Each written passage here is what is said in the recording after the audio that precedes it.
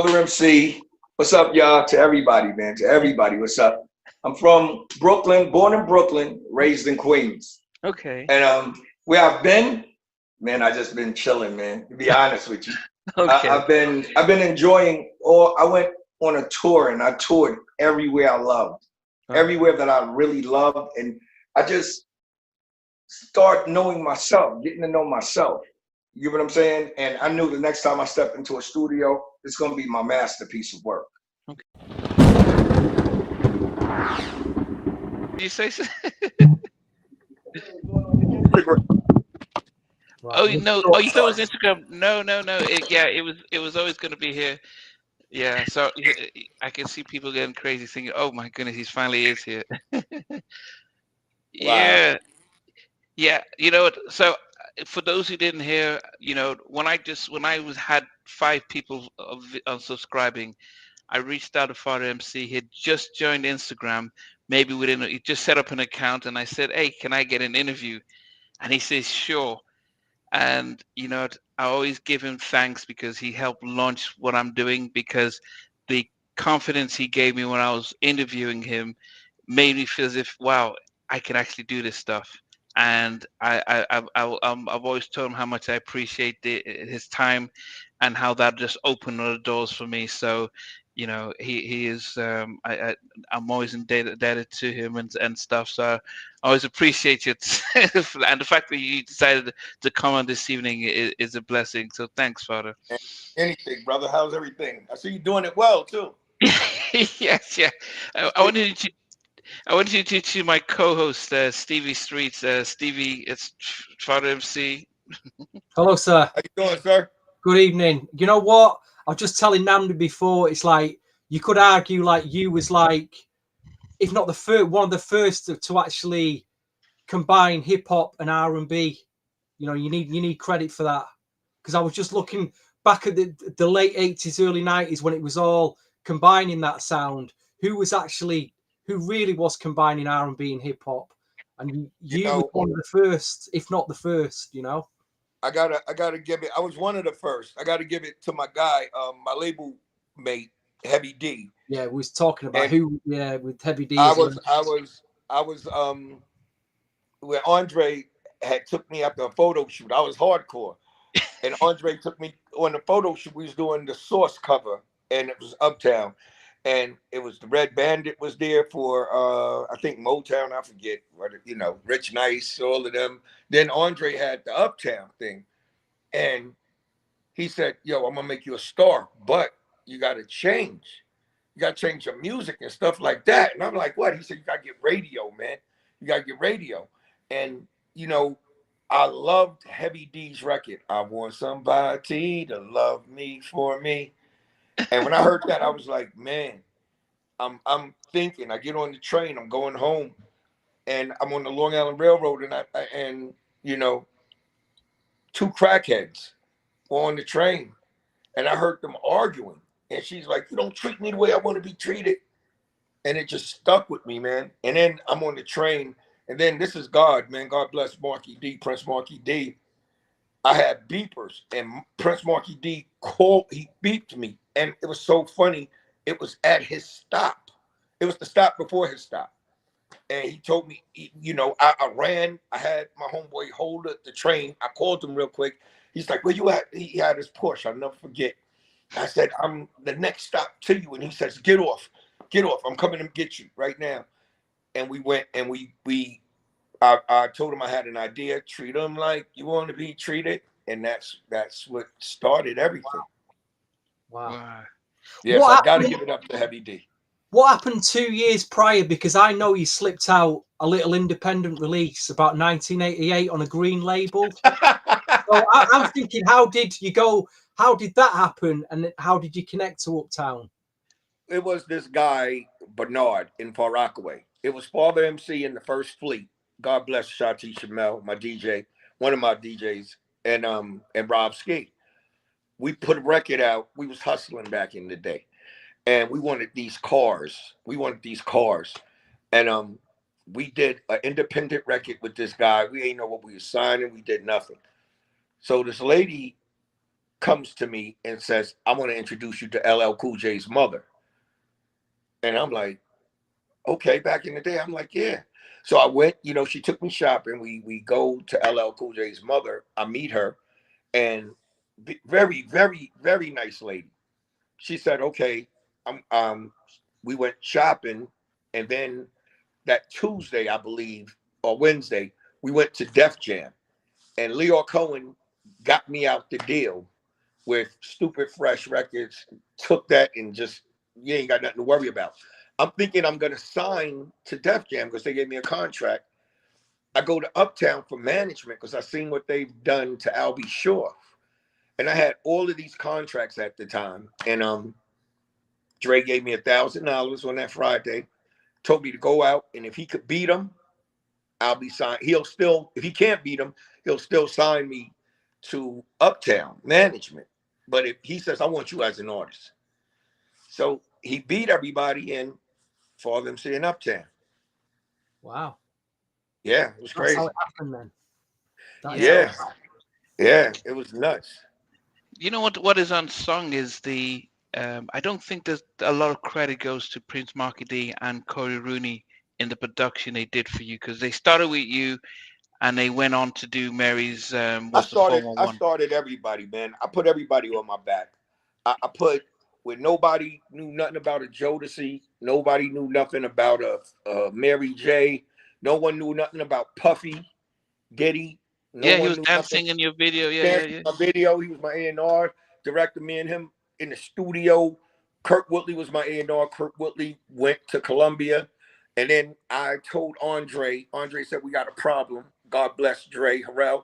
And I told Dre, people forget that I told Dre, and I'm not taking credit on getting Puffy his job, but I told Dre said, we got a good problem. We're going to still finish your album, but we're going to take 6 months because we got to get an A&R. We got to get him in the process. And I told Dre, I was so hungry at the time. I remember telling Dre verbatim, I could see it. We was at the MCA, the Uptown office MCA building. And I told him, I said, Kurt be sleep half the time in the studio. It's always me and Puff. And he's like, you serious? I'll never forget. He looked at me and said, you serious? I swear to God. And I said, yeah, because I was anxious as an artist to go. And I was like, in this game, anything can happen overnight. You could have everybody on you. And then I've seen it with artists that they were on. Uptown was just, the thrashing team. Jimmy Jenkins come with his funny shoes and he starts throwing his 2 cents in. You like, whoo, we loved you 10 seconds and now you're over. But Jimmy and Dre and Jimmy, I owe my career to Jimmy Jenkins, Andre, right-hand man at Uptown, which Jimmy really was Uptown, to be truthfully, but Andre was the guy. See, Jimmy looking at this, and he already caught me earlier. So, he lost down a little bit. Jimmy has been on 4 or 5 times. He's a friend of the show. So, cool. Yeah, I love Jimmy. Cool, but he's taking the credit of the way my swagger was to talk, all of that, and everybody saying Jimmy did it. They knew I came with the jokes and all of that. But Jimmy took it, so I give it to him. Let him, everybody got to kiss something. I asked this question to Eddie, and it was about, was there any competition between yourself and Heavy, because you're both, as Stevie was saying, that hip hop R&B on Uptown? Was there any friendly competition? I know you're cool and everything. Nah, it wasn't. What it was with me was I came in the game knowing who I was, man. Heavy gave me the most support out of everybody on Uptown as an artist. Heavy, I remember we was doing MTV Unplugged, and I just flew back from Germany. We was in Dusseldorf. They flew me to LA. We had to do the MTV Unplugged, and Dre just springs it on us. Like, all right, I'm prepared to do the record. I'm prepared to go there and perform. I'm on tour at this point. And Dre says, I want to do this record Uptown Live with all of y'all. Write your parts right now. And then in 6 hours, you got to go and do it. So you got to write it, go in the studio, record it, and then do it that same day. I'm like, wow. Money, I'm not an actor, nigga. I don't know how to do it. So all day Heavy seen me stressing like, damn, man. I said, if I mess up, I'm just gonna go live and just off the head and go. And Heavy was like, nah, Father, you got this, you got this. You know, Jodeci, Mary, and all of them was doing their parts. Christopher Williams, they was all doing their parts. But I had to go and pin something real quick and get down. That's why I said 89 was a good year. I signed for dough. That's how I started it off. And I start going. But you can see even in the thing when I do it, how I go straight to Heavy, give him that. Yeah. And yeah. So I is give him that that why? because I'm like, thank you, man. Because he all day he was hitting me on my jack like, yo, you good? Everything's gonna be all right, Father. Everything's gonna be all right. And I'm like, he says, go get some rest, man. I said, I can't rest. It's easy to tell me to get some rest, you know. But Heavy was cool. And you gotta, you know, all my career I was on tour with Jodeci a lot and Mary, you know. So, you know, it was like we do the states, and then after the states tour would end, we not going home. We going straight to the airport and we jetting overseas to go get that cash from overseas. So we come in, I did the Hippodrome. I love the Hippodrome. London, I was the most artist to go to London. I went to London 27 times in 1 year. Wow. And then when I did Wembley Arena, it reminded me of Madison Square Garden, but overseas, like in London. Because I walked and I loved the reception London gave me. I loved it. But just to walk on the stage with the greats, it's a difference. And you'll see it with some of the artists when you perform on certain stages, you're like Michael Jackson on this stage.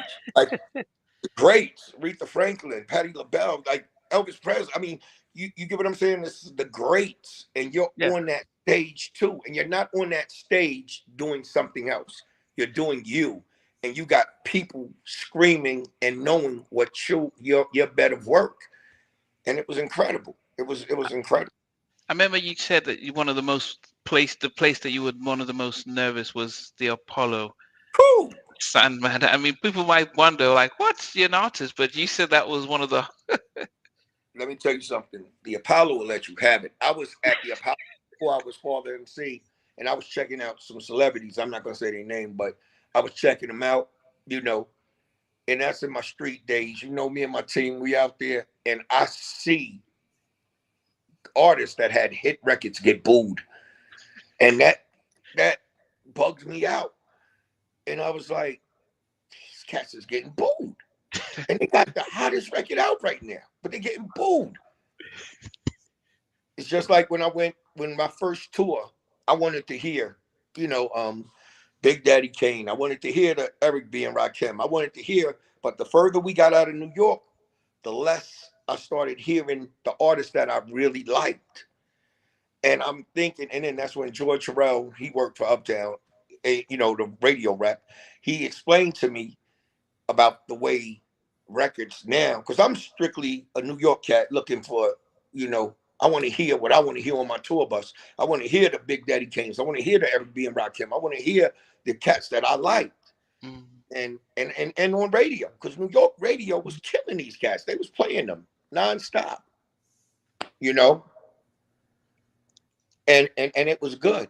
It was good. But he explained to me about how the record system go. All records in New York are not going to be records that you hear across the board. So that's when I started paying attention to the industry. Yeah, I mean, we've got a lot of your fans who are going crazy about your stuff. But you know, we may start off with Father's Day and probably talk, because normally what we would do, Stevie and I are going to talk through our top 10 favorite tracks from your 3 Uptown records. But it'll be good for us just to start off with Father's Day and just to see what you remember when you were recording that album. There's the album for anybody who wants to pick it up. It's still out there, still available. But they've just released the extended version. The extended version of the expanded version is on digital platforms now with all the remixes, which cost me a lot of money back then to get hold of. Yeah, Father. I mean, if we think about Father's Day, and you know, the first track on the album is "I'll Do for You." we had what was the sample on that, Stevie? Do you remember? Cheryl Lynn. Sherilyn, yeah. Sherilyn, yes, and you had Mary featured on that. Um, I mean, a good track. But what was your recollection about recording that, and when they brought the sample? Well, let's even take it a step further. Treat 'Em Like You Want to Be Treated was my first single. We had 78 remixes, 79 remixes for Treat 'Em Like You Want to Be Treated because the album wasn't ready. 79 remixes. 79 remixes. We were on. I bought my first house on my first single. On my single, because I was promotional touring and I was regular touring at the same time. And they wanted the album so bad. They wanted the album so bad, and it wasn't done. Now I'm gonna take you and I'm gonna bug you out. I don't know if you remember the artist Dave Hollister. Yeah. Blackstreet. Before I let I you was the go. first one to put Dave Hollister on the record. He was on Lisa Baby. Yes. Yes, it was on the album mix. So I'll Do For You was supposed to be the original that the world never heard was Father MC and Dave Hollister. But being that Treat 'Em blew up so much that Andre, while I was on tour, Andre got Mary to go in the studio and get the remixes because the album wasn't ready. They kept sending me the different studios on the road, and it wasn't working out because they had to fly the producers to where I was at, and I was all over the place. So what happened was they cut the tour, they cut me getting money, they cut the promotional tour, finished this album. The record I'll Do For You with Mary, they stripped the one with Dave Hollister. And the one with Mary was supposed to be a remix because they was getting prepared because it was Father Mania. Then Dre said, forget this. I'm throwing out the one with Mary as the single. Wow. And the world never heard the one with Dave Hollister. And Dave Hollister was on Lisa Baby. If you look at Father's Day, you'll see the credits. Yeah.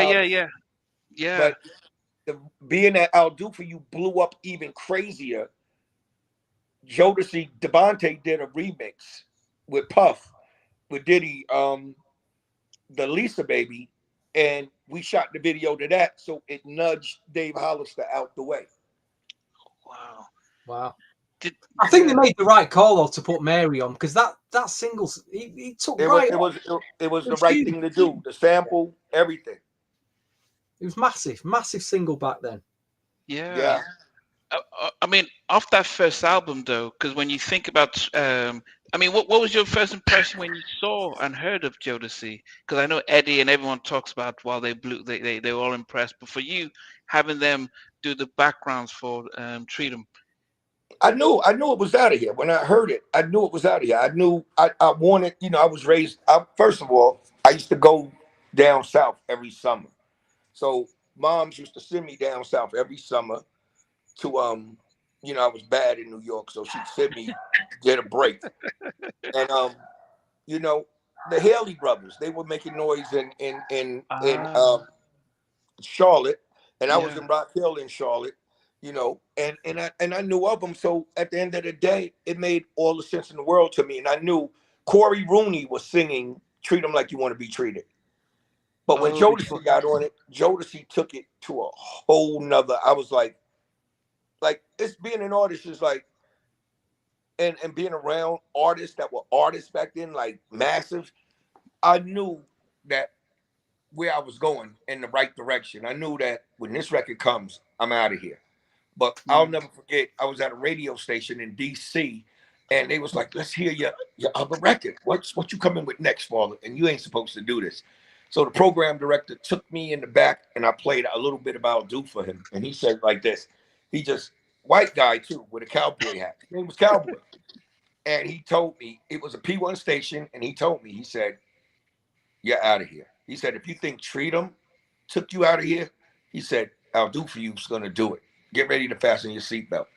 And I waited to see, and I kid you not, as soon as they put it on, it was out. It was over. It was over. Wow. But when you think of it though, Lisa Baby is a real New Jack. I mean, I said people don't give Corey Rooney and Mark Morales the credit that they deserve, because they were on your first two albums, your go-to producers. They did the bulk of your stuff, and the fact that Corey could sing as well. I'll talk later about what was that other track?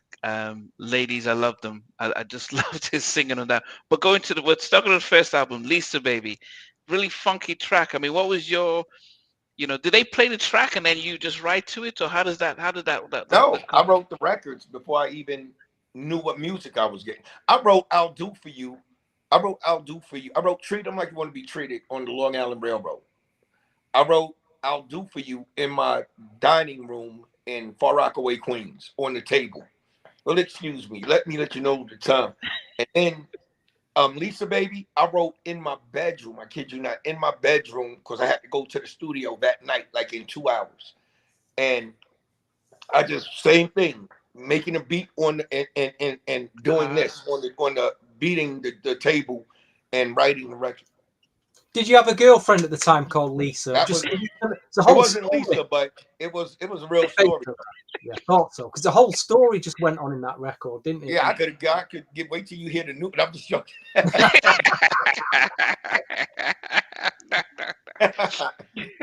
Yeah, spoke to her many years ago. I spoke to Howie T. It was via Facebook. I had a oh my Facebook God, conversation, and I was asking him about an artist also that featured on that first album, Lady Kazam, that was and his wife.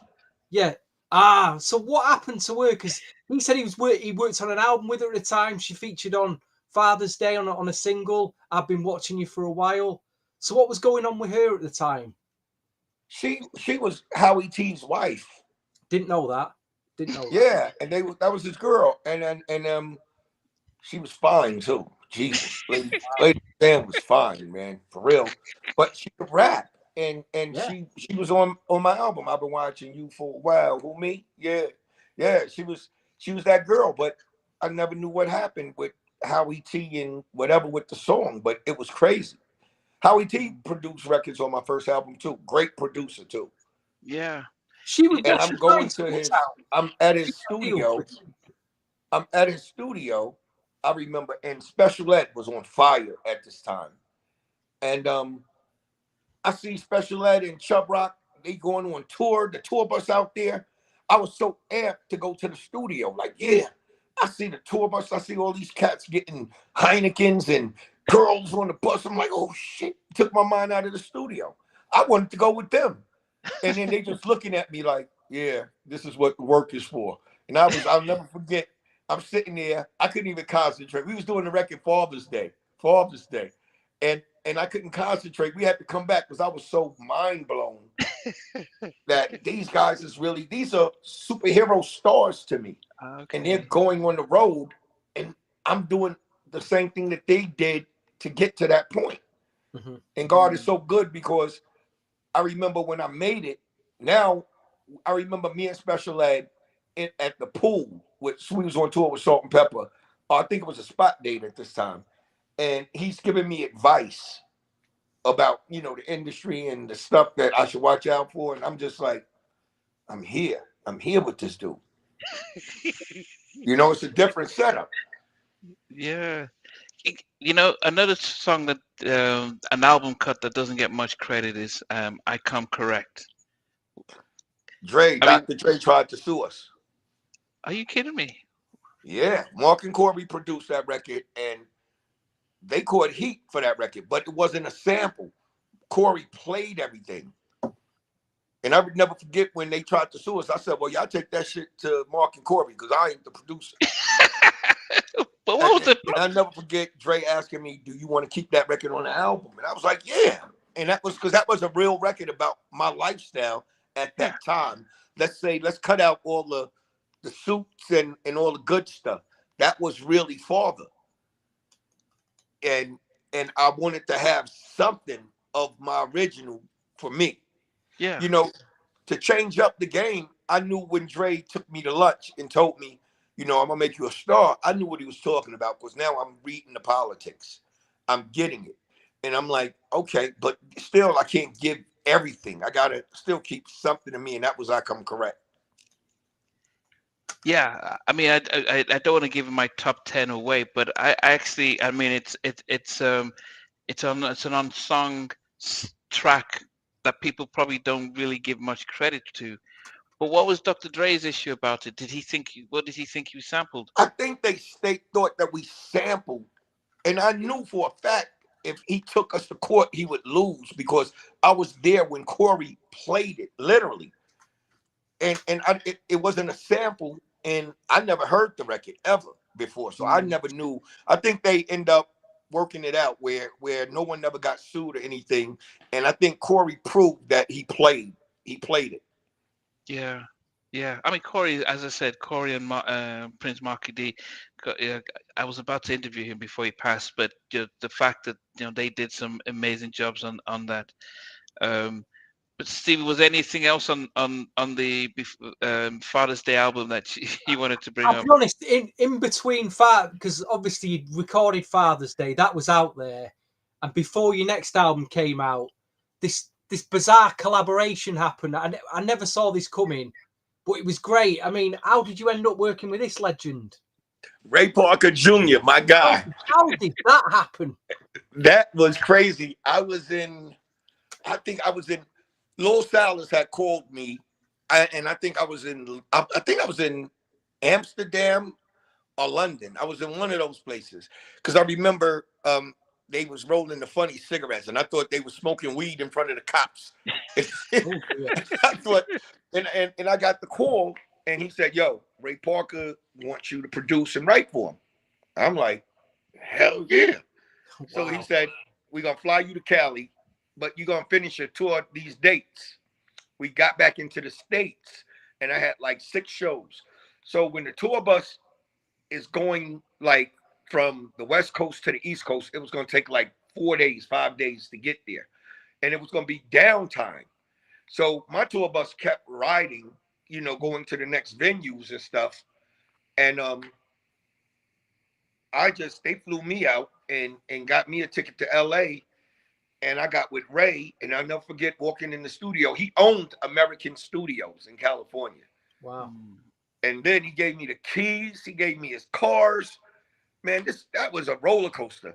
Cause they got me a rent-a-car. They got me a Mercedes-Benz rent-a-car. Never forget. Ray Parker's like, yo, just take my car. And he had met me at the hotel. My rent-a-car was at the studio. And I said, Dag, he said, just take my car. So now I got 2 cars. So I fly my dancer in Tricky. We come in, we going to Disney World and all that stuff. We working on the record, carte blanche. I got money in the safe at this Universal Sheraton. We going crazy. Go in the studio, Barry White walks in. Wow. The most beautiful soul you ever want to meet, man. And he's so serious too. And he reminded me of my dad. Like he was stern. He was like, yo, man, you got to pardon me, but I can't call you father. I said, excuse me? He said, I can't call you. He said, well, you have another name? I said, father. He said, all right, I'm going to make exceptions. Your name's Timothy. Oh, shit. And these are guys that, literally, you got to understand, people that I got to work with that my father and moms listened to and loved. And now I'm with these guys. Like, I'm literally with them at the award shows. I'm with them. Ray Parker Jr., I'm with him. Got keys to his mansion. And he actually inspired me when I moved to LA to buy the house in LA in the hills with the pool in the house and the 6 stories and all of that. Like, that came from me going to Ray Parker's house in the 90s and seeing all of this stuff. And I'm sorry, but I don't care what type of celebrity you are. If you used to seeing stuff as you climbed the ladder, but when you seen this man that had a pool in his house and had all of the platinum and gold records lined up, and we got in the dark, and when he turned the lights on, it was like, what the hell am I doing? I started looking at stuff different. Like I start paying attention to the game and the way the game was going. And it taught me a lot. It taught me a lot because you wanna get the stuff. You wanna show off some of the rewards from your struggle. You know, you wanna, do it, but as you get older, you do it in a different way. You do it now with equity. You do it now with real estate. You know, you can keep the jewelry, even though I got jewelry, but I don't want to wear the jewelry because I just came from Hawaii and I'm seeing guys with massive jewelry on, massive. On the coach, though, you got $500,000 worth of jewelry on your neck, and you can't tell if it's the real or the fake from the fake. So I don't even really wear. I like I'm subtle. I wear my ring. This is my logo for my company, But that's it. I'm chilling. You see this Gucci? They don't even know this is Gucci. It's easy. I'm easy. I'm grown now. I'm chilling. Yeah, I mean, I think he managed. Sorry, Nan, but he kind of managed to do. He went into New Jack. It was, and he did it well. You know what I mean? He really did, with your help, obviously. He wanted to change. He wanted to change. I remember going to the studio with Ray, and Ray was like, I'm thinking, I'm just studying him now. On the plane flying to LA, I'm studying this guy. Like his records, studying him. I'm like, what am I going to do with this dude? I didn't have no idea. Until I got there, and he just told me. We sat down and he talked. And Ray is the coolest cat, man. And he was just so cool. And he said, I want to do something. So I started coming up with, girl, I saw you, but you did not see. Then I started picking up, girl, and then I started on the drum machine, boom, boom, boom, boom, and then the keyboards, and then it just came to me, and that's how I produced him. And we did it on the spot. He did a ghost, I did a ghost vocal, and he did one. He said, Father, go give me 8 hours. I just need to rest. I come back to the studio in 8 hours. He got the microphone sitting in front of him, not even in the booth. And he's just like, he's singing the record. And I'm just, and the way it felt, everything felt great about it. It just, he put it in his own unique way. And even though I wrote it and I ghosted, he did it so dope, I could not say no. And he was so like, do you think that's hot? I was like, hell yeah, that's hot. Yeah, that's hot. What's the story of She Needs to Get Some getting banned? The actual video. Did the video get banned on, was it MTV? I don't know, some video station because they took the lyrics the wrong way? Yeah, it was it was it was crazy because we got awards for that record. We got awards, major awards for that record. But he didn't get it wasn't like an epic lyric. It wasn't like the bad lyrics of him saying like I want to go down on you or nothing like that. He's a grown man, but it was just Ray was so the video was sexual, but back then it was too sexual for TV. Listen, the lyrics, it was very suggestive. It was a very clever, cheeky record. Yeah, of course. I seen Ray turn up. That's what made me write 69. Ray was very, I'm gonna do it my way. I don't care what the record companies say. I don't care, what anyone says. I'm gonna do it my way, and I seen it work for him. But a lot of artists can't do that because a lot of artists see Ray had 100% of publishing, which MCA made the mistake and gave him all that publishing. Didn't want to give him the $1 million, and next thing you know, your record sells 200 million around world. He almost put MCA out of business. Wow. So they had to rethink it and reevaluate their terms and things like that. Give these artists what they need so they can give you what you want. Yeah. We're going to go to your just sophomore album, Close to You. When you think of what was the shift between Father's Day and when you get to Close to You, because by the time Close to You comes out, Jodeci had already blown up with Forever My Lady and stuff. Mary had already come out with What's the 411. So it was like, okay, the guys I launched have really hit it big time. Was there pressure now for you to like, man, I need to go platinum, double platinum, like the guys who were on my there's two things that happened during that second album. my girl died. Sonia Williams died in the basketball game with Puffy at the Manhattan College, City College. Okay, yeah. Pregnant. She was pregnant.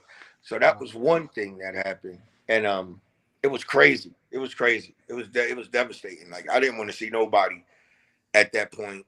And then and the crazy part is anyway, yeah. Sonia was Misa's homegirl, Puffy's baby's mother, homegirl. And it was funny because Diddy asked me to he said, yo, Misa's coming up. I wanna, get with her, whatever. So can you, she got a girlfriend. And I was like, yeah, at first. I'll never forget, we was in Howard. We was in DC. And I go downstairs to, get a soda.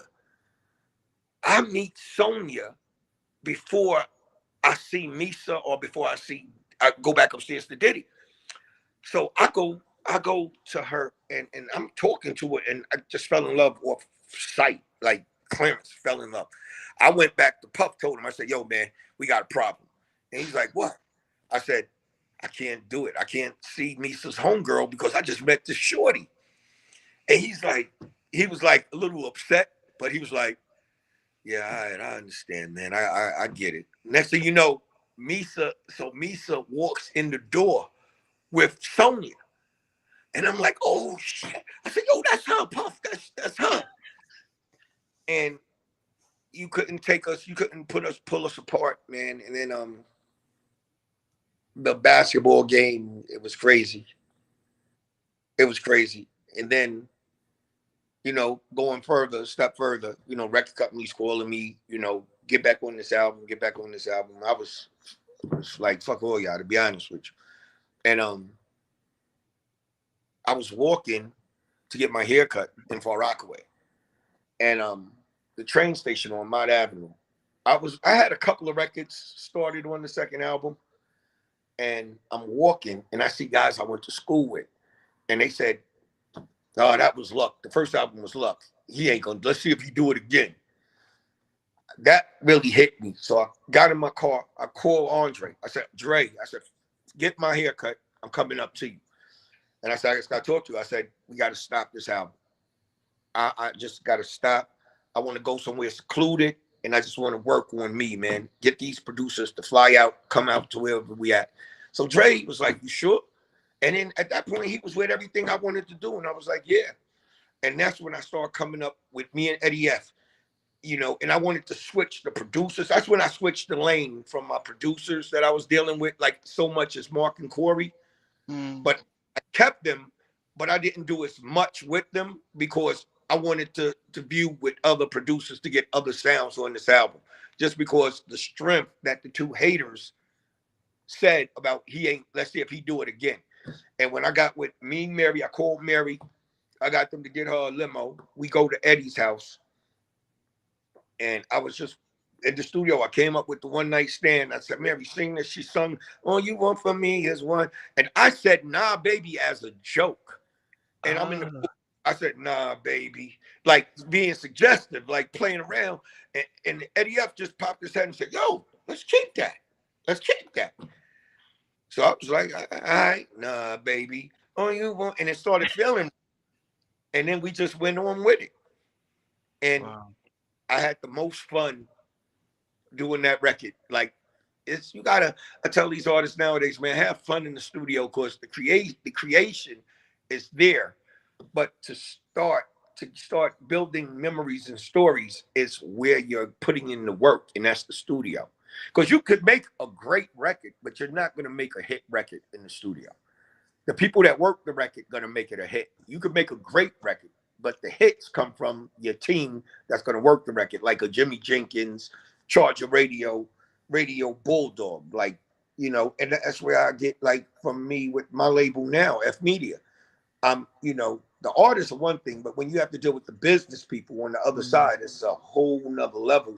And everybody wants it now. They want to impress people. They want to, and I get it because I'm an artist.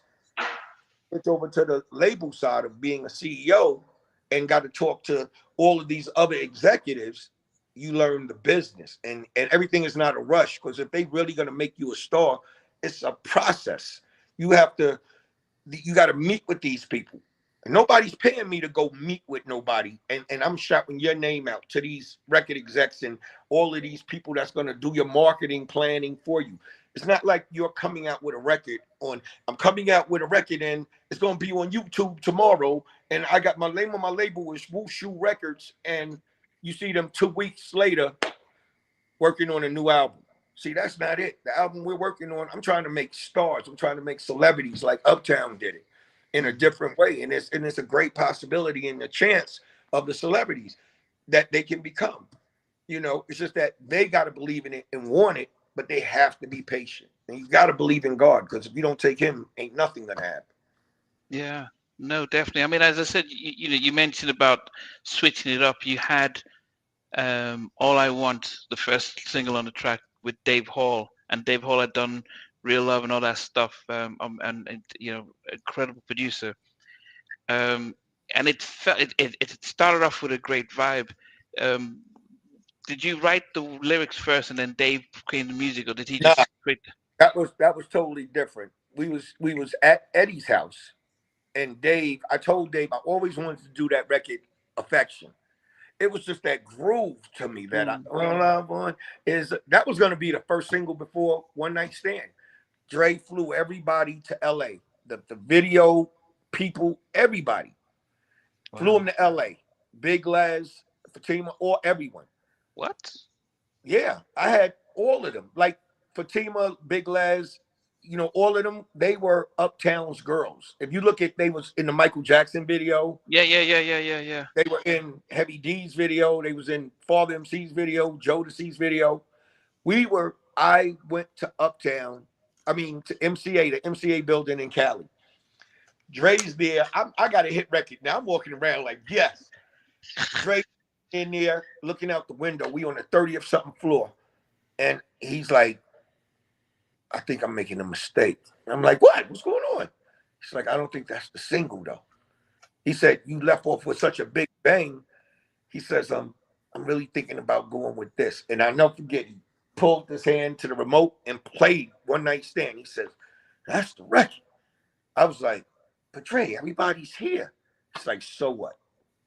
We're gonna fly everybody back. He did not get a video team, a video guy, and then hire them in LA. He flew everybody from New York out to Cali, the dancers, everybody. He didn't do the pickup like we'll hire people in LA to shoot. No, he did it all from New York, put them on flights. Everybody was looking forward to it. And he said, that's not the single. And then when he put out One Night Stand, you had to sit back and fasten your seatbelt, because when he put that out, that was the explosion of life. That was it. That was like, I'm here. And to everybody who doubted, could I do it again? I had to give up, saying he's here. He did it. Wow. That's why you've answered a question now, because Uptown has got two very rare 12-inch singles that us as collectors we can't seem to find them. One of them is a group called Key West. They had one single. Key West. Yeah, they did a single called Tomorrow Is Too Late. And I know I've only... Kyle, right? Kyle West, right? Kyle West, yeah. Kyle West and Terry Robinson. I know who've got that record. And the other one is All I Want. Now, they must have pressed up All I Want with those remixes on that nobody can seem to find, and then ditched it and went with One Night Stand. So I reckon somewhere in a warehouse or some off, there is a box of them records. Right. We can't find them. We can't find them anywhere. Don't know what I got the remixes. You need to dig them out for us. I got the remix. I just gotta find my DAT tapes, but I got all of them because I like Dave Hall did remixes. Again, we have remixes from everybody, and Dre would not take the risk no more of just doing one song and let's go. Because radio would treat them demanded. They just kept wanting to play something different with Father, so they kept playing different remixes of the record to keep it going. And with All I Want, Dave did a remix that was so dope. The original was beautiful, but the remix, I used to perform that on tour. Like, it was just that groove. that drove, you know. And the thing of it is people always loved affection. People loved affection. I go to Wembley Arena, I do Germany, I do Japan, verbatim saying the words, and the record never came out. But I mean, people listen to you. That's how you know people listening to your album, you know, because they know your words verbatim. I'm like, when I knew I made it is when I went to Japan and no one spoke a bit of English, but they knew every word to my record. Yeah, I mean that's a big thing. And another track, Close to You, with intro. Well, that was the record for Sonia. I dedicated the record to Sonia, and the album Close to You. Like when I say I want to get close, yeah, I just want to get close to brilliant you. record, just so brilliant record that. I just want. Yeah, thank you. And Dre didn't want to use intro. And I told Dre about intro. And I was trying to get intro signed to Uptown. And Dre already, Eddie F had him. And I'm like, Dre, what are we doing? Let's get intro. We can do this. And Dre wasn't an intro fan.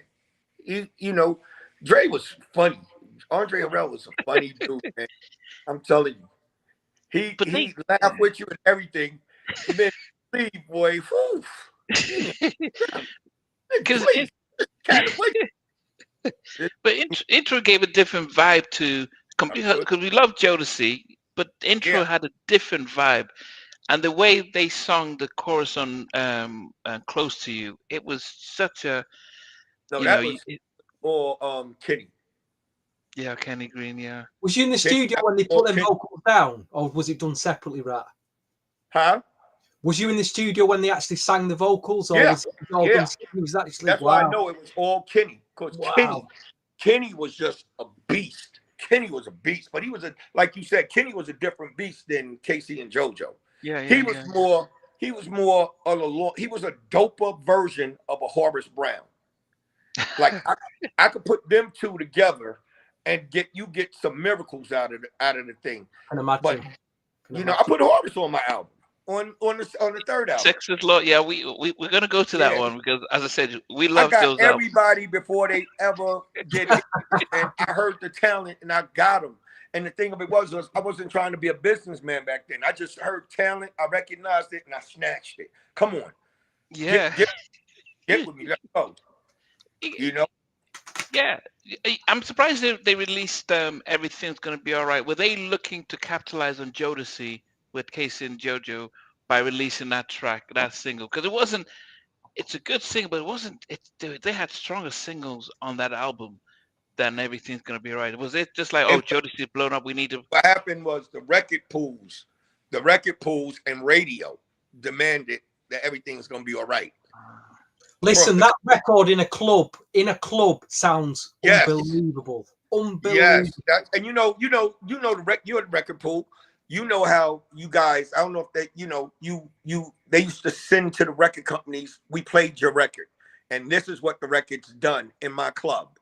And when I saw the stats and everything, so I used to always want to read like what people really had to say. You getting stuff from Germany, from all around, Australia, everywhere.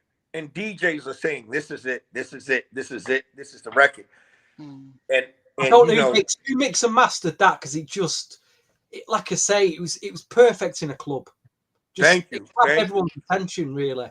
Man, y'all just don't understand how much of the appreciation. That's why when I used to go out on the promotional tours, I used to hit up the mom and pops. I used to hit up the manufacturers that, when they had CDs, that used to put the CDs in the case, just to shake their hand, go to the warehouse, just to let them know I appreciate y'all.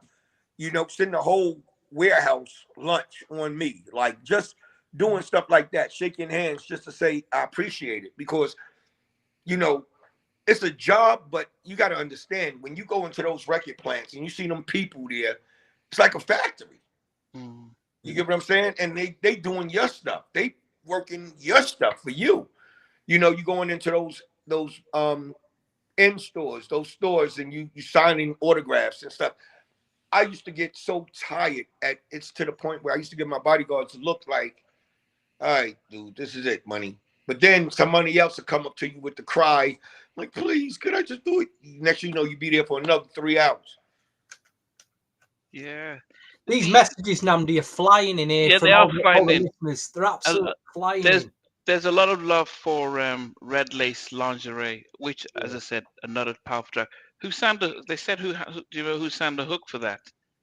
Stevie, You're you not got gonna the believe CD. this. You're not gonna believe who sung the hook. Corey Rooney's sister. Wow. Corey Rooney's sister, God bless her. She sung the hook to that. Because I always she could sing. She's one of honestly, she was one of the best singers. There you go. She was one of the best singers. Brenda Reed, it says here. Is that yes? That was Corey Rooney's sister. Right, I and see. she was one of the best singers I've ever heard. Like Wow. with the soul. Like she was to me, like one of my favorite artists is Kelly Price. And she, you know, I love Tina Marie, I love Kelly Price, I love Faith Evans. To me, those my top three. This girl, to me, if Corey, I used to always ask Corey, what are you doing? You know, but you know, you let everybody do what they do, but she was incredible. And she'd give you that soul, that the collard greens and the pasta hot sauce, like give you that on a record. And when better than working with somebody that gives you that taste of soul, man. Because that's what I look for in records, man. I want that meat. I want that you in church and you smell that food cooking outside the window and you got your mom's cooking, but you smelling that right coming out to church. Like, give me some of that white rice and gravy, that smothered pork chops and whatever, money. Yeah, she was it. That was it. That Red Lace Lingerie was crazy. Yeah.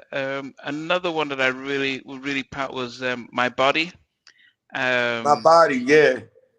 Yeah, I mean, as I said, Corey and Prince Marky D, man, That and was crazy. That was crazy. Corey Mooney and Mark. And yeah, ladies, I love them. Corey's singing the background vocals on that. Yeah. Yeah. And we didn't realize. I didn't realize he could sing as well as produce. Man, Corey was a bombshell. Corey would do all the work. Me and Mark would come in and press the buttons to mix the record and whatever. But Corey was the one, you know, but Mark, it worked itself the way it was supposed to work itself out. Marky D, Prince Marky D, formerly from the Fat Boys. Yeah. He already put in his dues. He the one who went and got Corey to partner up with. So for him to just come in and, you know, do drops in a record back then, you thought was the shit. Like, oh my God.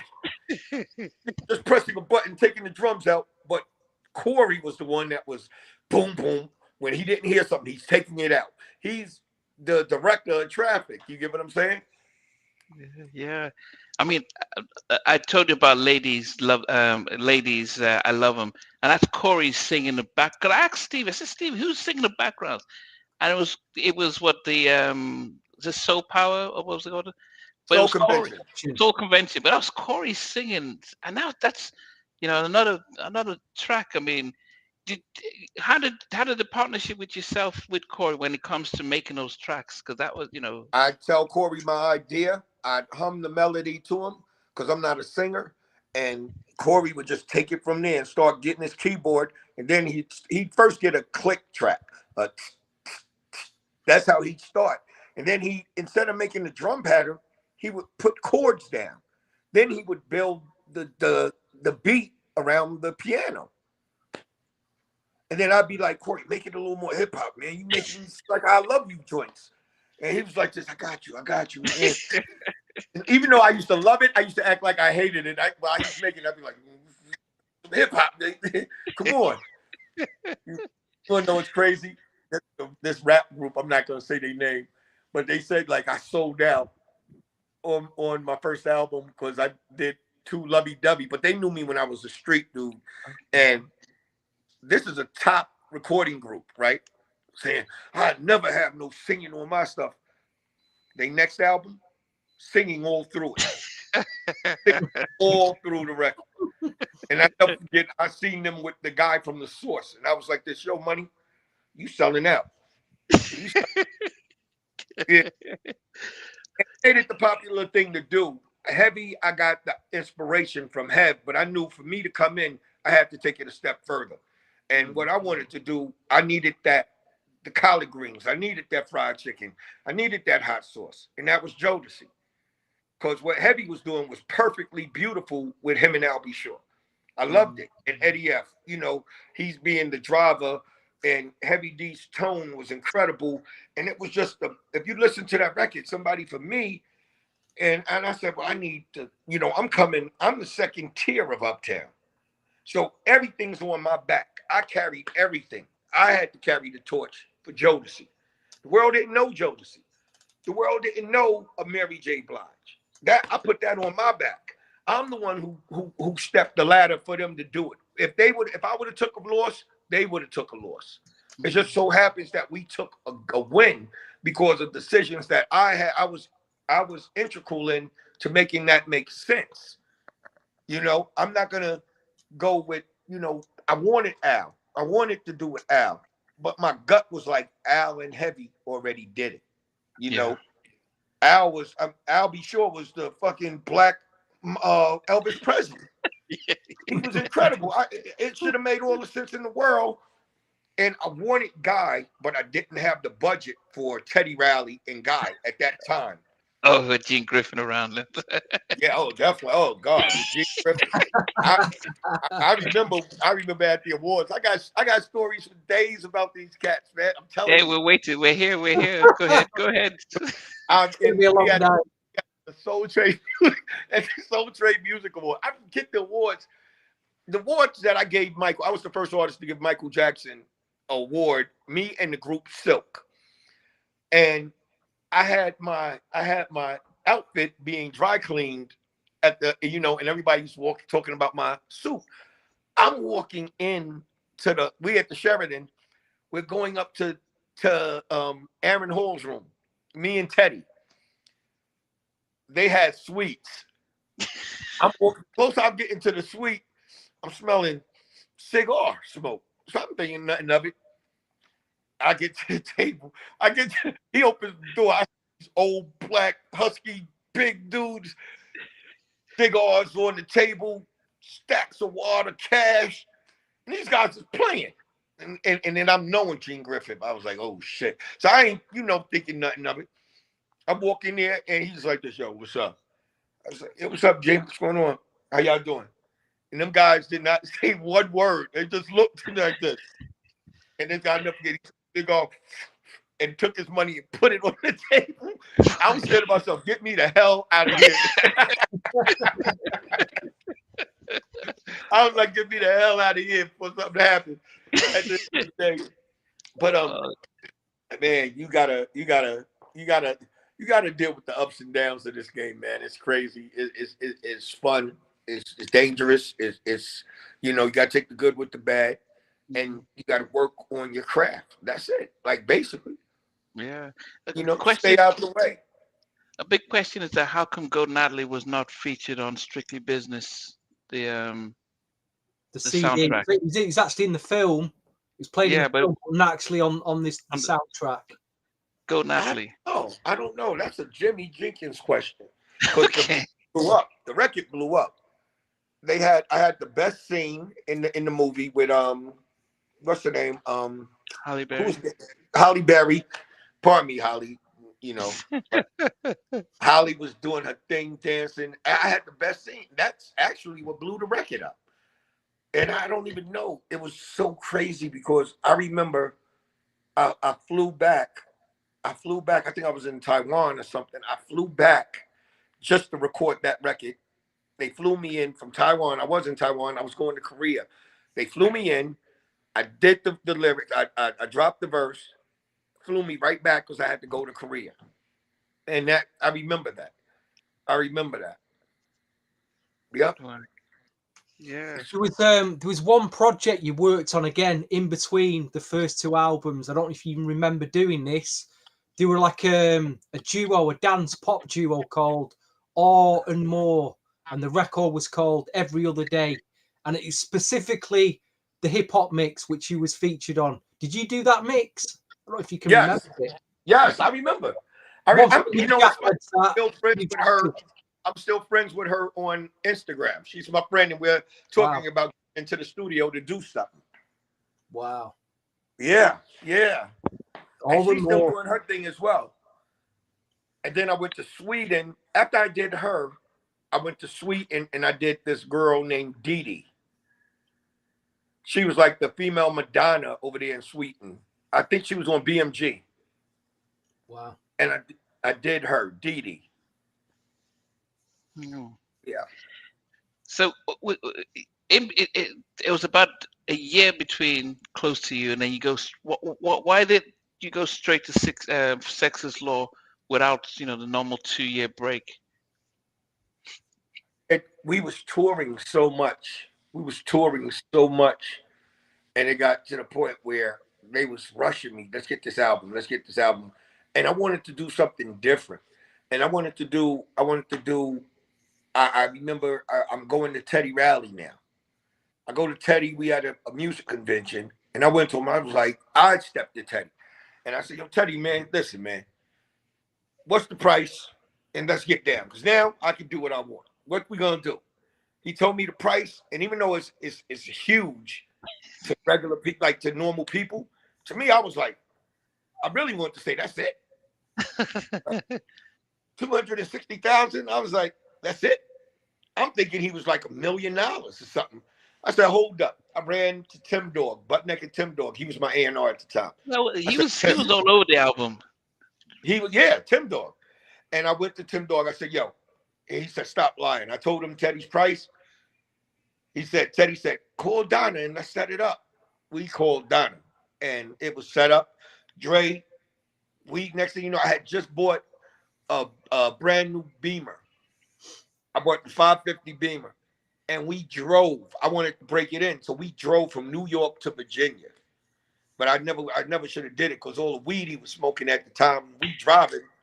And we weed that was illegal back then.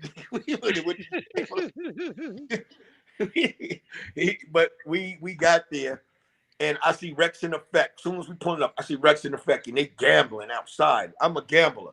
So they playing my game, CeeLo. And they was cracking us. I was cracking them. But Teddy was inside. And he had just bought the 550, the new 550. I'll never forget this. I'm breaking everybody. Teddy comes with huge wads of cash. Like, I'm taking all of it back. And I couldn't say no, like, I don't want to gamble no more. I was like, let's go, money. End up cleaning me out. Cleaning me out. But I got heavy, though. I got heavy at the Vibe photo shoot. I cleaned heavy out. God bless him. But I cleaned heavy out. And Andre Harrell like, your father, man, give Heavy back his money, man. That wasn't right. You crazy. Crazy. I ain't giving nobody nothing. I ain't giving nobody. And Heavy used to have these dice games at his house. He used to always invite me. I'm saying, I ain't going nowhere. Wow. Before we get into Sex's Law, the question was, why did you drop MC from Father on Sex's Law and just call yourself Father? What happened? It was nothing that happened. It was just a simple, everybody was calling me Father, and I was going for change, and I just dropped the MC. Rich, I never really dropped. We never had like a press conference like Father's dropping. Press conference. We ain't never do that. What we did was I just said Father, put Father on the album. Okay. And it didn't do anything because at the end of the day, a lot of people call me Father, a lot of people call me Father MC. And, you got to understand, I had that name. My school teachers was calling me Father when I was in school in Far Rockaway, Brooklyn. Well, not Brooklyn, but Far Rockaway. I got kicked out of Brooklyn. I was 15. The judge. Yeah. I turned Father MC going to high school. And the teachers, I went to summer school, and the teachers was calling me father, father, father, father. And they had this thing called the 5%ers back in the day. We had guards, peace guard, peace guard. And this cooking teacher, my cooking teacher, she just screams. They all building, they doing their mathematics and everything. And she says, "Father, get to class." And I mean, in slow motion, stuff just stopped. And all you heard was peace guard, peace guard. I was like, oh shit. Here we go. Before we get into the album, there's some questions here. So, ask me about the artist Tez and gaming and the gaming album. Tease. Yeah, they sing "I Will." What is that album cover? What is that album cover? She's straddled. I have no idea. That was the label that did that crazy stuff, man. Wow. That was a forced release, though. That was forced. Like, those were my girls that was gonna do it. I found them out of Miami. I was doing records with Luke at the time, Luke Skywalker, and I found the girls' tees. And I did an album. I flew them to New York, put them up. We sleeping in the studio for like 3 months, getting this album. I bought out Power Play Studios where we recorded for like 3 months. They couldn't even have nobody there. That was our home. And we was recording and everything, and Tease would have done it. Tease would have done it if they put it out unmixed and everything. That's how crazy they were. And they couldn't. We didn't even do the tracks. The bass was just like, whoa! You had to turn the bass down on some of the tracks. Yeah. And it was Jeffrey Collins that put that out. Yep, I remember that. So there's another question. Did Father play CeeLo with members of the Light Shades of Brown? See, I played CeeLo with everybody. I was trying to get everybody money. I played CeeLo with the priest. I mean, I was going. How did you end up working with these guys? For sure. So for sure, that's my guy Livio. He's in the music business now. He turned executive. Kurt Woodley was managing them, and they paid me to get on their record. They flew me out. I was on tour again. They flew me out. We did the video on the beach, and they were signed to, where they signed? They were signed to Uptown or MCA. It was a rough house. Roof House. Roof House Music. Yeah, but they was managed by Uptown, I believe. They were like me and Livio still cool to this day. One of many R&B New Jack that just kind of put a great album record out, but just kind of fell away, Hold on for 1 second, please. You see this guy right here? If he start, we gonna start. We got Jimmy Jenkins, ladies and gentlemen. This is Jimmy Jenkins, VP of Uptown Records. I taught him a lot of stuff. He had that Bronx swagger. But I had to, put that Far Rock Queens thing on him. All right, let me correct you.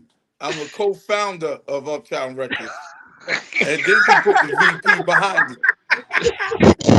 All right, also, don't get it twisted.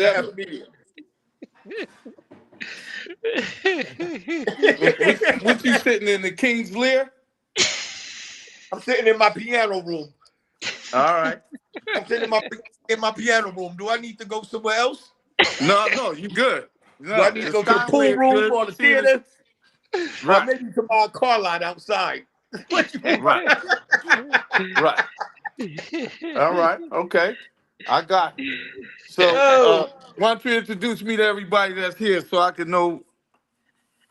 Yeah, so Jimmy, apart from Stevie, he's so we do our New Jackson podcast Friday, Sunday nights, and so Stevie's he's a music collector and a New Jack Swing expert.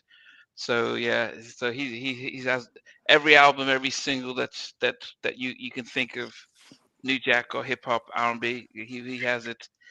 For a quick question, was Something for the Radio the first time Jimmy Jenkins was on first and only time Jimmy was on an Uptown album? Jimmy, I think, wanted to be an artist in his past life or something. You Right. know, I he did. wanted to be an artist. You know, but Jimmy was always like the cool one, and he used to. I was the clown from Queens coming into a label of like halfway gangsters, and if you came to Uptown and your, let's say your socks was messed up, just go quit your job, money, because you gonna get tortured. And when they hired you at Uptown, you would go to work, and then you would go to a club, and you would damn near have to make it a way to get home to take a shower to be back at work. It was crazy. It was like a college dorm to me. The next morning. And Like I Jimmy, told you, Jimmy had the fear of God at everybody that worked at Uptown. That's the funny part. So I used to always come in and make jokes. When my record was coming out, I was like, I used to be the like artist go in there. Look, I ain't worried about nothing. Because if my records ain't getting played, somebody's getting fired, money. And next thing you know, they start trying to crack back jokes with me, and I'd be like, "Yo, Jimmy, like Jimmy, we got a problem." Jimmy would fly in and fire you. He was ruthless, man. This dude was ruthless. I remember, I remember at the music conventions, he had all of his reps at a table. He had all of them at a table, and they trying to tell on me because we went to Chicago, and the girl Rhonda picked us up in a van. Now you got Fall MC, a big artist. She picking us up in a white van. I'm like, okay, we hungry. She's like, well, we can't eat because we got to go do radio. We forced her to take us to Kentucky Fried Chicken. So we ordering nothing but coleslaw. She got on a meat coat. She got on a meat coat. Next thing you know, we we ordered. She found it so funny that we ordering nothing but coleslaw, mashed potatoes, and biscuits. We didn't order no chicken, right? Next thing you know, soon as she said a word, we all mad. Here go the biscuit getting thrown in the bed. Boom. We we hit her head, and she's like, ah! And then next thing you know, see, all you seen was coleslaw cups. so, Yo, that's just one of father's antics of abuse that I didn't have no part of. you have us She wait. You have us waiting at an airport for 2.5 hours, and then it's snowing outside, and then you come and pick us up in a white van. Okay, you're about to get the Queen's effect. We're gonna show you what Queen's cats do. And yeah. and then they tried to bill me for her mink coat. They tried to bill her They whole did mink bill you coat. for a Her mink mink coat. coat was filled with coleslaw and biscuits. So let me tell you about these type of situations, and these situations are a learning experience for everybody because everybody that was there at Uptown was knew at doing what they were doing. You know what I mean? Like, so there was a revolving door of promotional people, marketing people, because we were trying to find the right people that could do the job effectively and knew the job. So we a new company, so we couldn't hire somebody that was at MCA for 10 years doing this or 15 years doing this already. We had to hire somebody off of the street or just coming out of college. And Rhonda was just coming out of Howard University, along with a lot of the people that we hired. Tonya Savant, she did the Tonya. West Coast. She was coming out of Howard, and we had a real connection to Howard University and its students and the people at Howard. And so we hired Rhonda and Tonya damn near graduation day. And they came to work for Uptown. So one of the first artists they encountered was, of course, Father MC.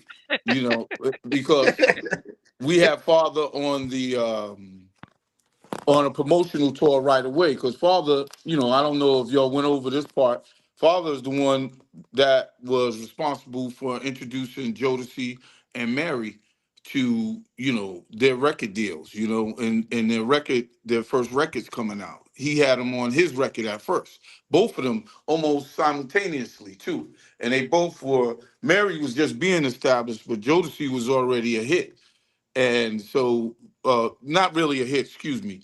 They were just putting out their hit record, their first record, and they, so father introduced them in terms of taking them on tour, promotional wise, and that's a new experience for everybody. It's a new experience for all the promotional people, the marketing people that have to. So this guy with his antics used to play a lot of jokes on the promotional people and the marketing people. And one joke that he did very well was run their credit card up to the point where they would be able to get fired. And you would be like, well, how could you go for that shit? Why would you allow this man to put you through that? So he was one of those guys.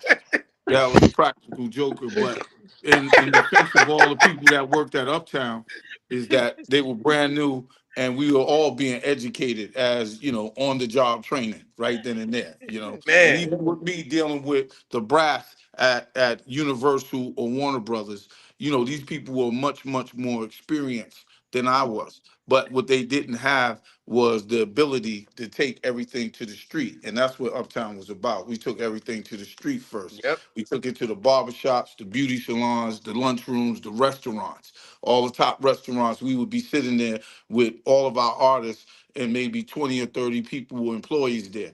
And one of the things we did was, which no one was accustomed to, but Andre and maybe myself a little bit, was to get up and say a little something about yourself. Tell us a little something about yourself. So we would ask Father MC to tell us a little something about himself.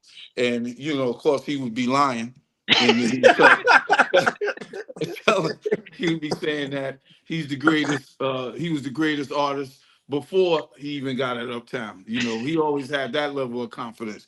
And then we get to Heavy, and he'd be moody, and he'd get up and say whatever he wanted to say about himself. But most of the people couldn't answer that question, and it was the more we did it, the more comfortable it became. Yep. And so this is like artist development, the training, the clothes that they wore, the way they spoke, the way they talked, the haircuts, everything, all the way down to their shoes, the socks. Everything was designed. It was a blueprint every night. Me and Andre would go home. I told you this before halftime, and go home and describe what everything would look like the next day and in the year coming also. So none of this was by accident. So no success was by accident. The failures were by accident, that's for sure, but the successes were. And also on Father's record, he had a bunch of artists that had been at Uptown already, but they weren't able to come out. But they were great songwriters and producers and stylists. And like, for instance, G Wiz, and Father probably had this in his crew too. G Wiz was the choreographer and the stylist for Heavy D and the Boys. That's when we didn't hire a stylist, or we didn't have a Sybil, or we didn't have a Lorianne Gibson. That's before that.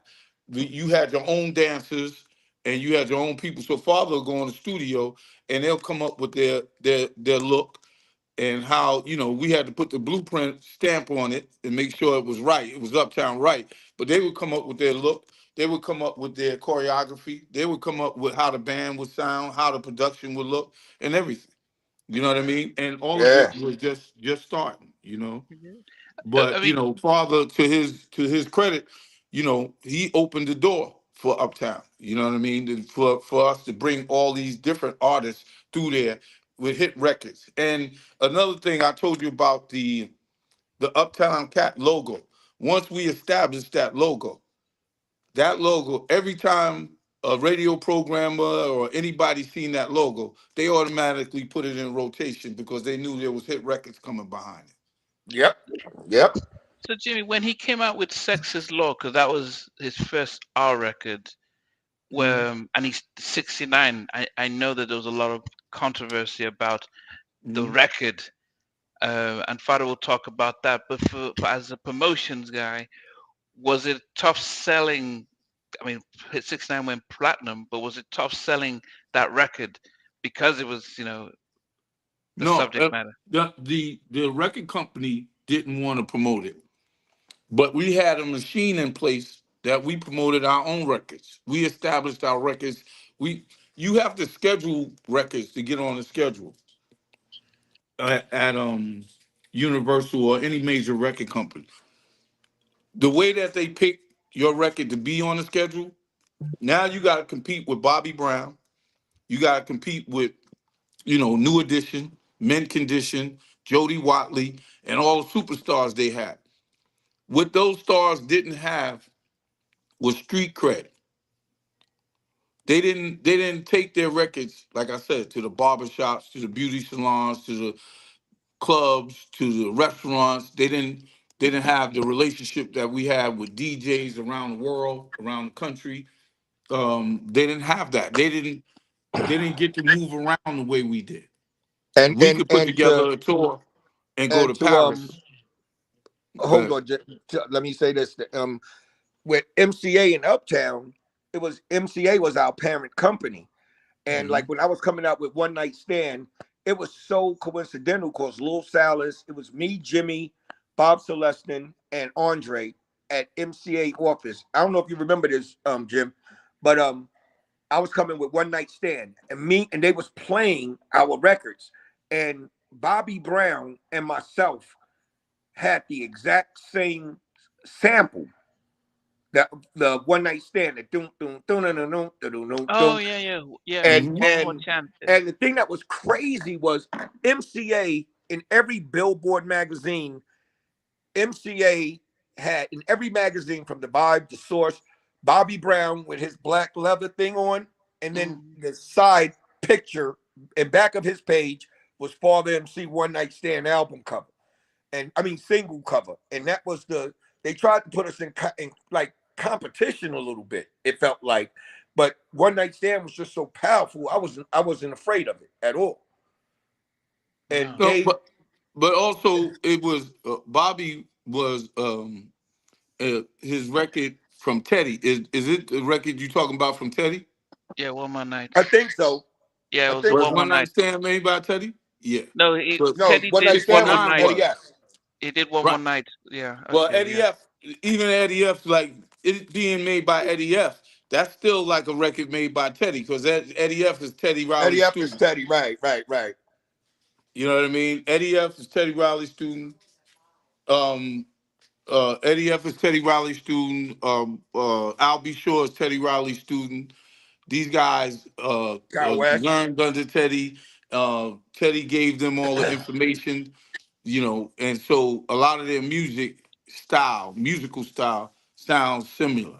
And a lot of the music they would use would be similar to the music that he Yep. would use. And so What was One the Night what was the Stand cost? What was was the cost of clearing all these samples? Because it obviously on all it your was a albums. huge cost. I And was gonna say, at oof. that time, it cost us a lot because we hundred didn't clear thousand all the dollars. samples before we used them. So we got totally abused, as you would know, as a result of not doing that. And that's one of the educations that we got, Like I said, everything was brand new. So there was different components to everything that we did, and we had to learn each and every one of them. You understand? And so publishing was one of them. Then mechanical and producers royalties was another. I mean, agreements were another. Then, just scheduling it and getting on the schedule and trying to understand how to put records on the schedule. Like I said, there were big artists that were automatically scheduled on the schedule because they were MCA proper. And we weren't. We were Right. like a subsidiary company. So we had to fight for scheduling positioning. And that usually went down to how hot the record was. So, like I was saying, we had to take the records to the street, take it to radio, take it to, MTV raps or whatever, create a buzz, big enough for us to knock somebody out of that place, whether it was mint condition, new edition. And we did that so well, we became the main uh, component to the scheduling companies. We had Father MC, we had Mary J. Blige, we had the new Jodeci, we had all the new acts that was coming out, Heavy D and the Boys. All of these were new acts, And Heavy was the first act to break ground at MCA, and but and start having them treat us like we're MCA proper, because they got to get their own records off directly. They have to split money with us, but their records that are signed directly to them, that was their priority at the time, and Right. more beneficial to them. So we had to force our way into that. Father, with 69, did you write the lyrics first and then Teddy provided the beats, or did he come up with it? How did that work for Nah, 69? Teddy, I went to the studio. Teddy made the beat right there, right there. And I was just like, it was so incredible to see him work. Just to see this man work. I was like, because I never worked with him. I've been in the studio with him, but I never worked with Teddy. And to see him work. And I remember when he made it, I liked it, but I didn't like 69. I flew in, they flew me in the second time, and I was trying to write it, and I was like, whatever.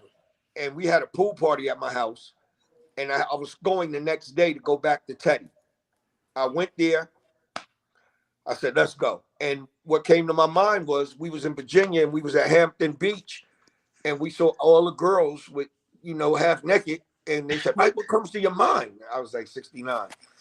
I'm horny, I admit it. I get psycho when I'm licking. I'm poking the panani another. And that's when they had somebody's knocking the boots. That's when they had going downtown, SWV. So I think, and if you listen to 69, I'm suggestive, but I'm not really saying nothing crazy. I'm being as respectful as possible. And it was crazy. Being respectful as possible. On this CD single, there's a completely different verses and lyrics. Yes, because they had me write the record like 15 times. Yeah. There's a whole CD. And then at the Apollo, this was crazy. At the Apollo, they said, do your clean version. Now, I just wrote this clean version, and I'm doing the Apollo. And I don't think that MCA understood you will get booed at the Apollo. And the Apollo, I was petrified of, but I ripped it every time I'd go on the Apollo. I would kill it. They told me to do the version. I got up there on that stage, but I walked on the Apollo. I was already scared of the Apollo. I walked on the stage. That shit they said went out the window, and I just did my regular version. I'm horny, I admit it. I just ain't going out. And we tore the Apollo down. We tore the Apollo down. Ripped it apart out of fear. Yes. Yes. I tell you, the Apollo, no matter what stage I was on, the Apollo always scared me. Walking in front of 50,000 people at the Garden or whatever the case may be, nothing to me. Let's go. Walking on that Apollo stage, that small room, shoot. Were you surprised how successful 69 became, despite the controversy? No, because I knew that we had the right team. Yeah, MCA never wanted 69 to come out. They thought it was disrespectful.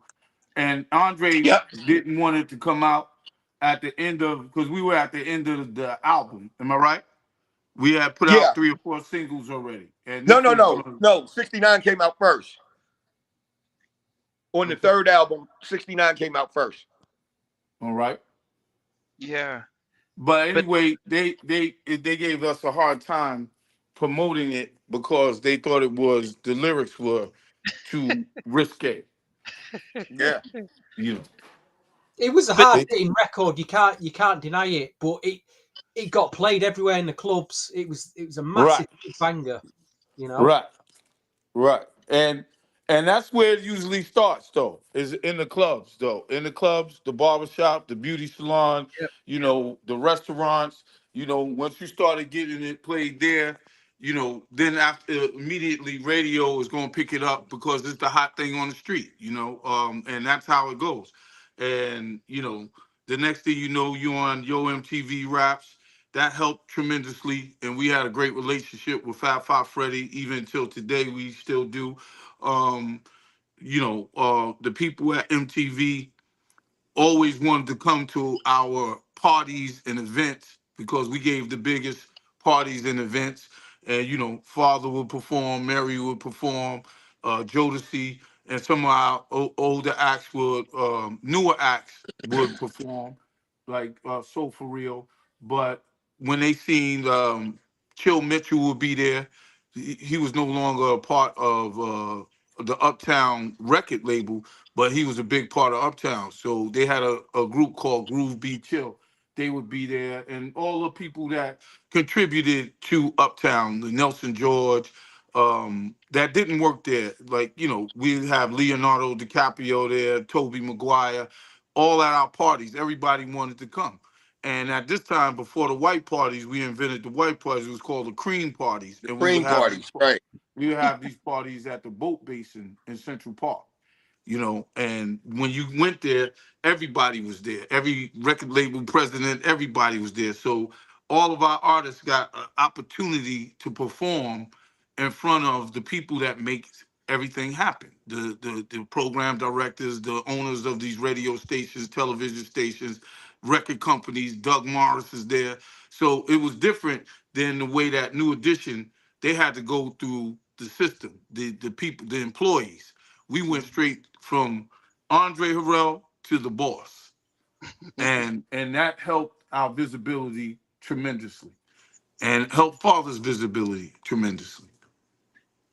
Father, you had the second single on Sex is Law, a Pete Rock production. I think he sampled In Vogue, R&B Swinger. R&B Swinger. And to let you know, Pete Rock was signed to Eddie F as a producer, so it came out of Untouchables. That's Eddie F, who had everything to do with Uptown and the music that came out of Uptown. I think there was only two singles. There was only two singles released. It was the I Beat You and 69. They're the two singles I do remember getting released. But I'm surprised. Yeah, I Beat You. We shot the video in Manhattan. I Beat You. And Andre was, I think all of us were shooting our videos at the same time. Jodeci was shooting one, Mary was shooting one, and I was shooting at the same time in different locations. Yeah, but I'm surprised because I think R&B Swinger and Sex is Law were probably stronger singles than I Beat You. I Beat You was a good. Well, yeah. I think. Well, I I'm think gonna tell you R&B about Swinger. 69. Go ahead. I'm sorry. No, I was just saying that I think R&B Swinger and Sex is Law was produced by Clark Kent and with Horace R&B Brown. Swinger. I think those two are bigger singles, more powerful singles than I Beat You. So I was surprised that they weren't given priority. Well, after 69. 69, I'm pretty sure, because I remember arguing about it, that they wanted to stop it because of the lyrics. They didn't want it to, and it was the last single. It wasn't the first single. It definitely wasn't the first single. It was the last single. And I had already 69 was the first single on 69 on the third album. That was the first single. Yeah. That got released, yeah. Yeah, that was the first single on 69, Sex is Law. Yeah. That curtailed the success of the album because MCA, the complete success of the album, should I say, because MCA wanted that record off of there. I know that they didn't want, to put that out, and it was a problem because of the lyrics. Okay. MCA should have been in the record stores because I was in the record stores at the time at the weekends buying new music. That record was flying out on 12-inch. Yeah, I bought the single. I bought the and master I had a guy that did retail for me, Nephew Santana. He passed away, rest in peace. He was one of the people that promoted everything at retail, so I knew the activity on the song and everything like that, and that was one of my arguments too. They just, it was getting to the point where it was us against them, and they was getting ready to be a changing of a guard. Huh? Yeah, Teddy's name on the record that sold it as well as obviously being, here. Right. That was a massive loss. Now, whose name? I didn't get that. Teddy, because Teddy did the production. Oh, Teddy's name on it. Yeah, definitely. But I guess, Father, you told me when we first interviewed that there was a lot of heat, civil heat around the record. Not the lyrics talk, but as you mentioned it when that people were really activists complaining about the fact that it came out with. Well, I remember we had a show. We were headed to Atlanta, and it was a Bible Belt. Atlanta's a Bible Belt state, and they protested against at B103, a P1 station. They Wow. protested. A lady protested because she heard the song driving her son to church or picking him up from school, one or the other. And she protested and called MCA and tried to Yeah. get the record to get stopped from playing on the station. Exactly. Yeah, So yeah, that was that's what crazy. Jim. Okay, so that's because I think when you listen to the album, you're like, man, these are R&B swinger, sexist law. I beat you as you mentioned, and I guess even she gets it pumping. So I guess what Jimmy's saying is that Once she gets it pumping, you know who I got on that record, right? The female. is that Little Kim? That's Lil Teddy Kim. Robinson. No, Oh. Little Kim. I put Little Kim on the record. I put Little Kim on wax before anybody. Wow. Yeah, Little Kim. Wow. I met her. She was dealing with Tyrone Fife, the producer, and Teddy Riley. When I went to go see Teddy, I met Little Kim, and we hit it off. And I put Little Kim on that. Once she gets pumping, it's hard to make the hottie stop. And looking at Little Kim at the time, I started writing what I felt. Oh, so I think what Jimmy's been saying is that the heat got too much, that MCA pulled the plug on. So they told them Uptown probably pulled the plug on pushing the album. No more videos. Just we don't want the Right. heat anymore. Just what they Yeah. didn't want the heat. They didn't Even want though the the heat. album, the single had gone gold platinum, they Right. just said, we just don't. Right. Okay. And at that time, regardless of what, even album cuts, everything went out the door with us. We were able to sell everything. Like when they pulled the plug on a certain album or an album was allegedly over in their eyes, we would still be working the records. We would still be working the singles, but also the album cuts, so that you knew the entire album, the entire body of work. It is not like we just backed away from the album. We just kept supporting it, period. Even 1, 2, 3 years later, we kept going to stations and places where the record would be constantly getting played or be a part of the playlist. We never gave up on anything. That's why now, if you go back into Uptown's catalog right now, in terms of streaming, you're going to see that it has a lot of activity there on various albums, on all of the albums, really. Even albums that weren't directly signed to us at Uptown Universal, the girls, they were signed at Capitol. They were Universal, assumed Capitol. Now they're part of the Universal system. They're re-releasing all this stuff. I'll be sure.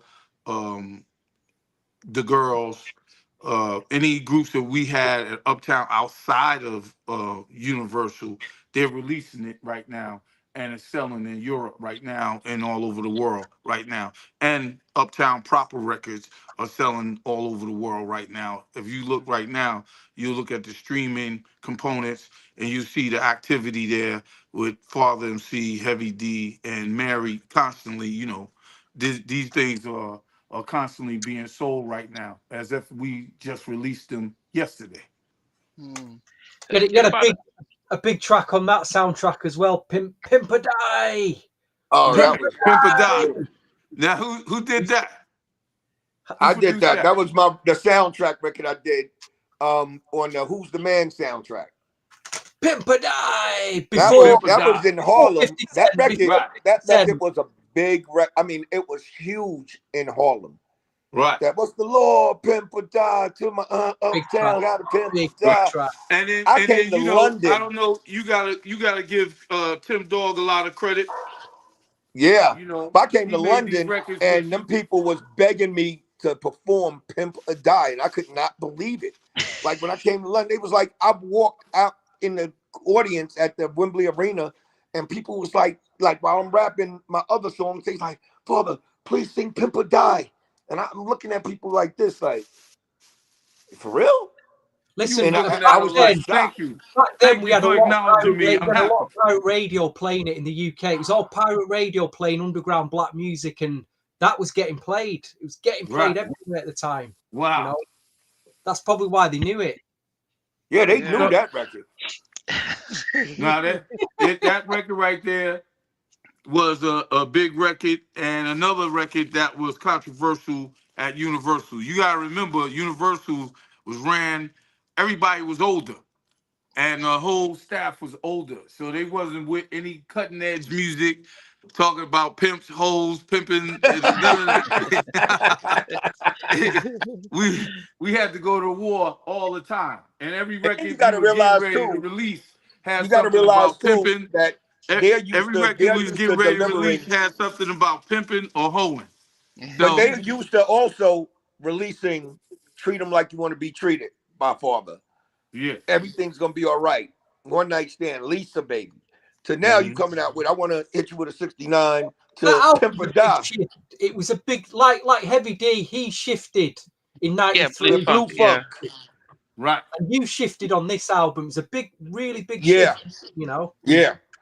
And you Heavy see D how shifted to Blue Funk because of the tragedies that happened in everybody's life. Troy, Trouble T. Roy, yep. he Well, passed yeah. away, and it was a dark period. So the Blue Funk was a dark period for us, And then Father just got brighter with his pimps and hoes shit. Yeah. Yeah. But then, I guess I guess one of the things would be good just to find out from you though is you start off with Father's Day, Close to You, then you had Sexist Law. When you think about those three albums, which would you think would be your favorite out of those three? Well, it's the first album. I had fun. I had fun because I had nothing about the industry. I'm learning. The second album was more. I know who I am now. I'm getting money around the world. I'm becoming who I set out to become. And the third album is I'm Here. So my favorite song that I love performing the most is One Night Stand. It just does something to me when I'm on that stage, whether I'm in a house full of 100 people to 50 to 100,000. I'm tearing it up. I'll Do For You is a set off. Treat Them Like You Want to Be Treated is the baby. Everything's going to be all right. Everybody gets on the floor. Lisa Baby is just, Lisa Baby is like a Pimp or Die. It's like so many people knew that record. Mm. So many people. And then Affection wins all the time. And just keep going on like, here we go. Sexist Law with me and Horace Brown. Yeah, Like I love this. Yeah. Dre had a powerful thing about Dre knew what he was doing, and he knew the artists that he was signing, and if he signed you, he was putting everything into you. But he had some spoofs that he signed just for favors, and you never heard nothing from them cats ever. Well, everybody, even when they didn't do great, they went on to do great things in other areas of entertainment. Yeah. And I just mentioned Chill Mitchell, who became a huge film star, television I talk star, to and Chill to this day. right. Yep. So a lot of people went on to do better things in terms of the artists that didn't come out, but they're great songwriters. They were on other projects. You got people like Crystal Johnson, who's amazing, Yeah. songwriter and singer, and went on to do great things. You got Terry Robinson, who sang on Father's Records, One Night Stand. That's her vocals, and she went on to That's be Mary. the ASCAP's biggest writer in the world, write for Mary J. Blige, everybody. She started off writing with Guy, Yo, Jimmy, so One Night she's Stand a was member Mary, of the right? Girls. You know One Oh, Night that was Stand was Mary, Mary but J. I thought that was Terry in the background. No, Terry did Also, but TV. Terry did TV with me. That was all Mary. oh, okay, all right. Yeah. You Well, gotta I sometimes correct apologize. this guy, man. He'll Yeah, have you thinking that the you, sky is pink. yeah, You let him keep going. Terry, You let him. I'm trying to let him go a little yeah. bit. You know, I'm just letting you I'm know trying to let whether him go a right or little bit, wrong. but then he gets he gets in this little funk where he starts really. I'm feeling myself. That arrogance. It's called arrogance. You see what I'm saying? Terry was on All I Want. It says on Yeah, Terry was Yeah. on All I Want On with All I Want. intro. Okay. Terry was intro and Terry. They did excellent with that record. Excellent. Mm-hmm.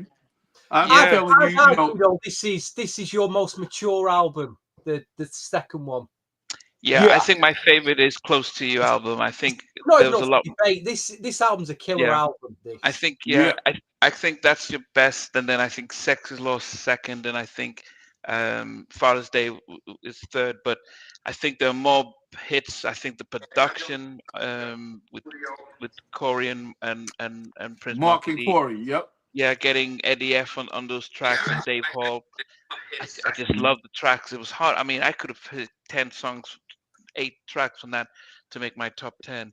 But yeah, I think that was your best all round. What Uptown was known for. Mark Morales was part of the Fat Boys.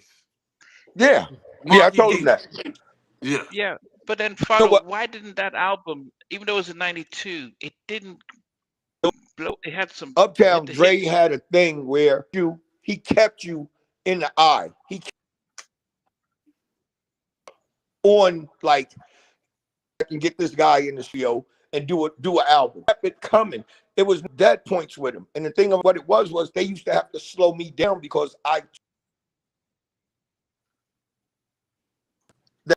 they had to say, all right, let's pull him and let's get this album, because I could have stayed on tour for like 4 years, 3 years. Forever. Just tour Forever. We went on tour. We was on tour. I was on tour with other artists for at least 15 years straight.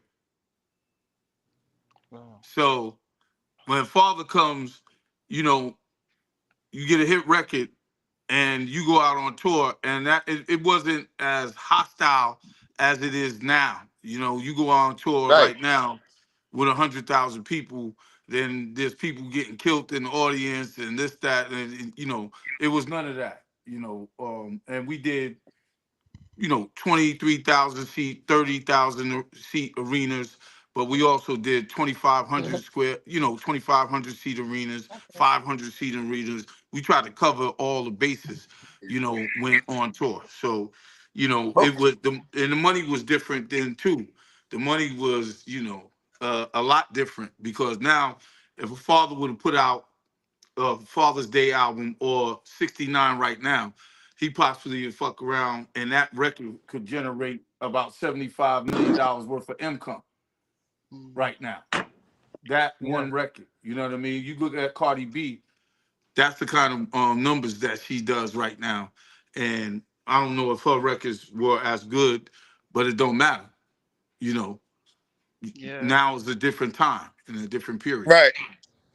Wow. Well, you know, Father, we've kept you for a long time. So just before we wrap up, because you know you've been a trooper, and it's been great having Jimmy coming on as well. If you were thinking of your top 10 Uptown singles, what you know? I know you say One Night Stand's your first one, but what will make your top 10 singles? For me, or for Father MC? Yeah, for you. So you send from your Uptown albums. One Night Stand, I'll Do For You, Everything's Gonna Be All Right, Treat Them Like You Want to Be Treated, I Come Correct, R&B Swinger, Affection as well. Father's Day. Also, Ladies, I Love Them, and Red Lace Lingerie. Okay. Yeah. Okay. Yeah. You didn't pick too many from Sex is Law, but 69 and Once She Gets Pumping was my record too. I love and that dun dun dun dun dun dun dun dun dun dun. A Party Ain't a Party. That was my record. That's the record I was disappointed with Uptown. Like, they could have took that record, and that record could have been like a summertime record. But you know, I was an artist then, so at the time too, you know, once you get past 3 singles, there's no more at that time. There wasn't any more records coming out after that. Yeah. Yeah, but Right. Father, why did you leave town after Sex is Law? I just wanted to really. I never left Uptown. That's the thing. Like people always say, I never. One thing that's good is I was the artist that never got dropped. I never got dropped. I wanted to do other things in business instead of being father. And I know being father, being an artist, was going to do it. I wanted the vacation. I wanted, my dad had passed away. So it was a lot of things. And I just wanted to chill for a minute. And I couldn't chill because they always wanted me to make records. Mm. So yeah, okay. like me and Dre and Jim, Jimmy, me and Jimmy in business right now as we speak. We're doing something that's crazy with F Media. But we're like me and Dre used to, anytime like Dre offered me jobs at Motown when he took over Motown. Flew me in, Father, what you doing? You wanna, you wanna turn the executive coat. And he always made sure I was right. I was Dre's favorite artist, but he had loyalty to Heavy D because Heavy D was his first artist. Like Uptown was going to get passed to me, but he gave it to Heavy, which I knew that was coming.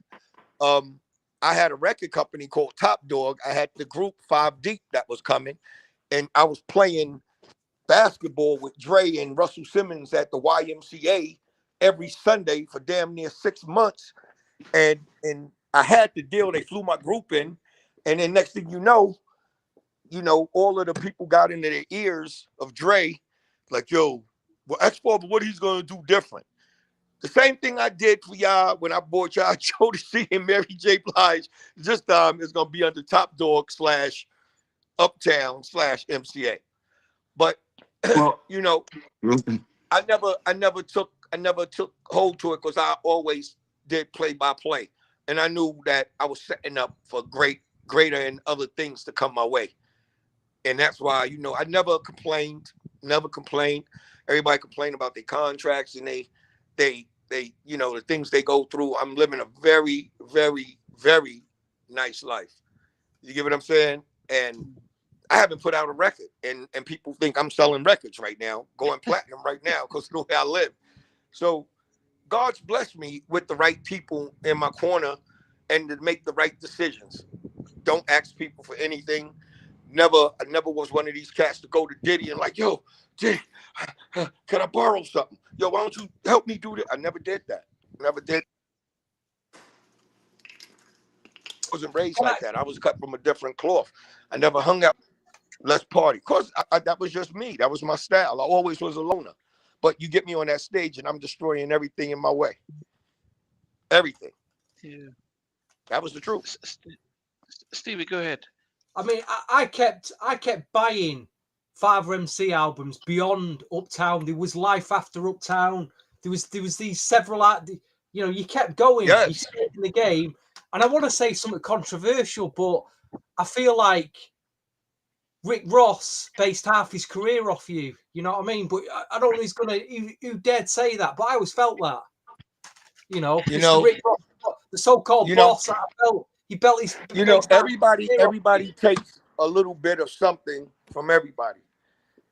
R. Kelly did it to Aaron Hall, and to see it's done. I never heard the Rick Ross thing, but I've heard other things, and it was self-evident of people who stole the swagger that I had, because I had Versace on before people started talking about Versace. I had that on in Lisa Baby video. Like I had all the colors. Dre made sure of it. That was one of the most expensive videos at that time.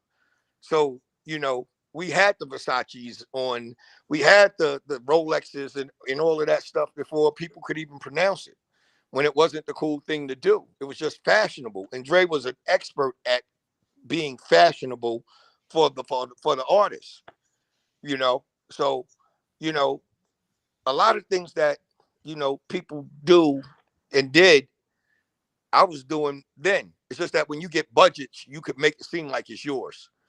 You get what I mean? When you get that budget, that's $1 billion, you can convince the people that you did it first. Which But the nobody people that got a really budget know, of $1 billion, but you know what I mean. I Like know. if you get a budget and you could outshine somebody, then that. But if you really say, all fairness, put two of the same cats in a different studio and let them go against each other, production wise or making a record, the truth will always reveal itself. But if you got the head and you got a budget and you got a whole bunch of people that's convinced you to shit, the better person's gonna lose. So it becomes unfair. Well, Yeah. the other thing is, where did all the flavor come from? Father, I'll tell you, me. you see, here we go again. You see, I'm just how playing. could I come? Let me I'm just say just this, playing. man. No, I you no, promote. he ain't playing now because he know I'm getting ready to go. At the end of the day, I came to Uptown. I seen this little boy-headed dude was a president, right? He had white lips like mayonnaise on his lips. And I'm looking at this guy, his shoes was out of pocket. And then, but he had everybody at Uptown gassed up because he used to go like this. He's short. He used to go, yo, my man. And I'm like, who's this retarded? And they got retarded. He got all Uptown people thinking, yo, Jimmy started it off with the language, with the man. I was looking at him like, this shit is retarded. That was my word. But then he heard me say it to somebody, and then he said it, and then next thing you know, he's on the basketball court. He on the basketball court. This thing is retarded. My God. But if you ask anybody at Uptown, they're gonna say, my man did it. And then they even doing the hand gestures. If you look at all of them, if you look at Heavy, I like the Heavy, God bless. Eddie F and them, like they do it so corny. Like, look, my man. It's not like my man. Like my man. No, it's my man. You're retarded. You're bananas right now. This guy, Jimmy, set it off. Jimmy was the head shooter at Uptown. When he used to get mad, he used to stomp out the office. Oh my God, yo, dude, I can't. Yo, Jimmy was the force, though. I can't front. Jimmy, I play around, but Jimmy was the force at Uptown. I knew we was going to come If back you wanted to your that record and played, start and if telling you the wanted your truth. record broke, if you wanted your record broke for real, and you go to Jimmy and say, yo, money, yo, something ain't right. Your rep ain't doing their job. Jimmy would get on the reps if you had a liable, like something Legitimate beef. that sound for real. If you know, like Jimmy used to always know when I go to a market, if the reps were in pocket, I'm just calling Uptown like, yo, my man, your man is retarded right now. Your man is retarded. He got me in some bum shack. This guy is bananas. I'm not going inside. You know, because we get our little diva moments as artists, but when you get hits, your whole thing changes. Like, this is what I don't have to do. And certain things you got to do. You got to, you know, like let's say George Harrell. George Harrell was a radio rep, and he knew all the radio And a people. good one. A good one. Yeah, he was. Yeah, George taught me the road. He was the first one to go out on the road with me, and George was having so much fun. You got George on the road with Father MC. All the women he getting paid from Father MC, and he's getting paid from Uptown. So now you got like the Jimmy Jenkins in the office sitting behind the desk, mad because George is on a conference call having a good time. So I was in the hotel one day.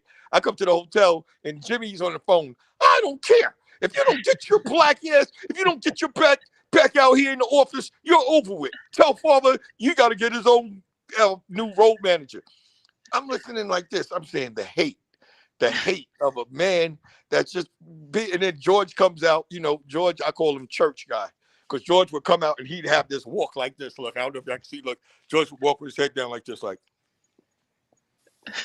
And then he'd look up, and he'd say, yo, guy, let me talk to you. I'm like, yo, George, what's up? Yo, Jimmy called, you gotta get a road manager because I gotta go back to work. You got spit flying everywhere. And this guy, I'm talking to him like this. Like this.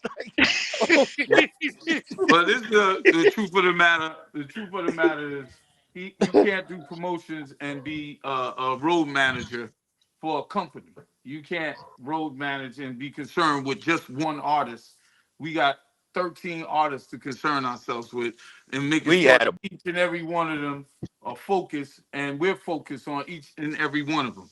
And our whole thing was to go platinum, the quadruple platinum on every record that we put out, starting since Father started all the way to Jodeci, Mary, and everything else that came behind Hmm. it, which went platinum. And then we definitely had a lot of But artists to George was the fall by road the manager wayside. for So, everybody. well, he Okay. was part of the road manager. We had a team of 30 people. So some of the people you don't even know, Father was road managing other artists, and he was the road manager for I'll Be Sure at first. That's how he knew how to handle Father MC. You Right. know, and the other thing too, as well, is that the artist development was a big thing. We had a department of artist development, which was 10 people. You know, Andrew ran Danny Dice. You know, Civil. You know, then on the side you have Misa that would be helping Puff with fashion, and then you have Puff, Eddie F, his whole crew, and you got to remember, not only artists did we had producers that were becoming as prominent as artists were, as singers were. So before, when you was a producer, you just produced the record and you was in the background. Nobody never knew you, never seen you, and the artists would go out there. They only see the artists.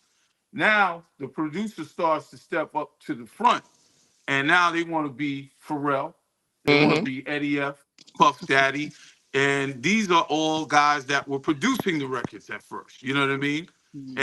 And that's where we at today. The producer is just as prominent as the lead singer or the artist, Yeah. and we had to take care of those guys too. That's what I'm saying. So Yeah. you know, Father speaking from an artist perspective, and that's fine.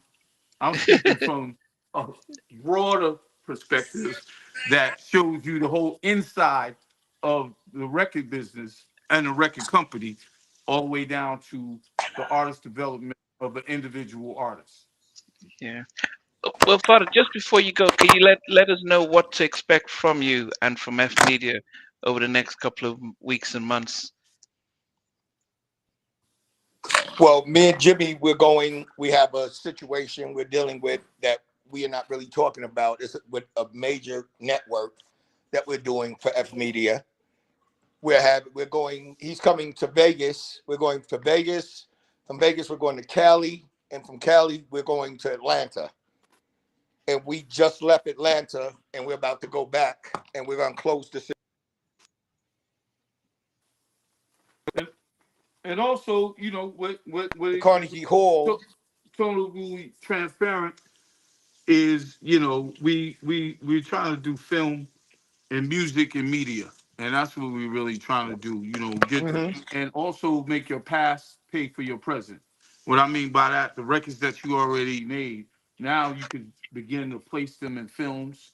There's so many things you could do with records that were already made that are hit records that Oh, and generate traffic. I just produced Jackie McGee. Her new song's coming out. My girl Jackie McGee, Make Big It up Last Okay. Jackie Forever with McGee. Keith Sweat. Big up Jackie McGee. We love her. She's one of Yeah. our Yeah, I regulars. produced two songs on her, and I caught her single. Wow. Single is fire. Single is fire. Fire. We're releasing that. She's releasing in July, June, July. The record. I think people gonna be. I took a whole different direction where I think people are gonna be thoroughly impressed and excited about the new song. Um, she's a force to be reckoned with, and still got it. And she can go Yeah. against the best of them right now. Jackie's my girl. She's a workhorse. She comes. She doesn't play. She comes to get it in, and it was a pleasure working with her. And she's a part of the F Media team as well. So it's a lot of things that we're doing that we don't really talk about, that we just about to let loose because it's about to be released. It's release time. And when I started F Media, we had to get some of the artists, we had to get the kinks out. Some are still here, some are not. And that's a good thing because we had to learn each other. Okay, so some of the artists that because you were produced on IG, you were no Instagram, you're releasing some snippets of different artists. Right. So Right. some of them have left, some of them are still around. Well, no one's left. I got rid of. Okay. of artists. It's a difference. Yeah, it's a I didn't I you know, it's certain people you watch their styles and you watch what they're doing. A lot of people want to move a little faster than they don't realize there's a machine in back of you. Again, like I said, this is not coming out on Shitful Records. This is a Sony situation. So you got to go and have conferences. You got to get your stuff together. And I'm employing our situation like Uptown situation. And not only dealing with the artist, I'm dealing with, I have this artist, E.C. Adams. He's about to drop. He has a record that's crazy. We have Be Love. He's the new Dave Hollister. He's on that vibe. I'm gonna get you snippet. I'm gonna get you sing.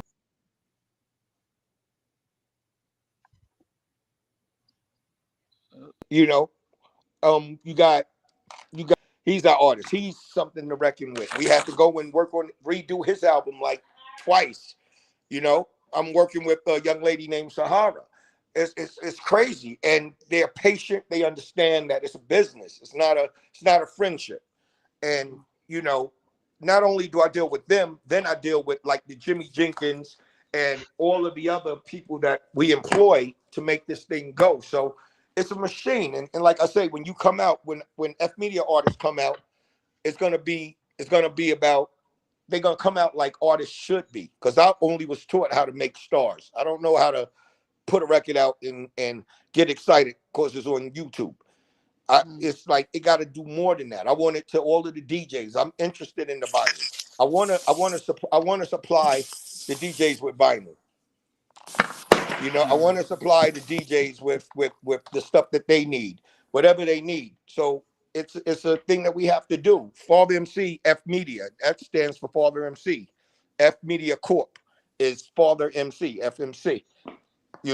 So we got to get it in. And, it's learning steps that we all learning still. It's a new thing for me. So I'm excited. Okay.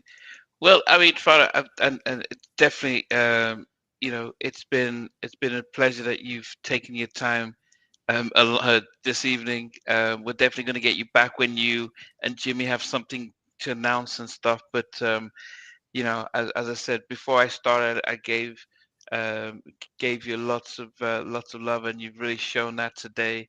We got Mikey D that sends his love as well, sends his regards. Yes, Mikey D, my guy, Mikey D, that's my guy. Yeah, Who's Mikey D? Yes, from he's Queens. Oh, Rockaway. Oh, I thought it was okay, Mike D from the Beastie Boys. Oh, nah, yeah, but that's my guy too, though. Yeah. But yeah, hey Jimmy, let me ask you a question. What are you doing right now, Money? He's cooking, I think. He's cooking? He's cooking. Ask him, did he put rum in his food? Did he put rum in his food? I don't drink. He cooks with rum. He cooks with rum in his food. Everything he makes.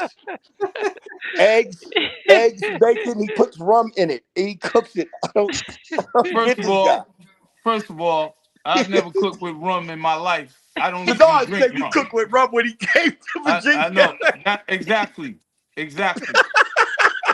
You're listening to that. Hey, yeah.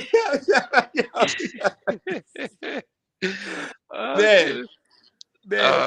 Stevie, any final questions for Father FC? Because we've kept him for over 2 hours, 2.5 hours.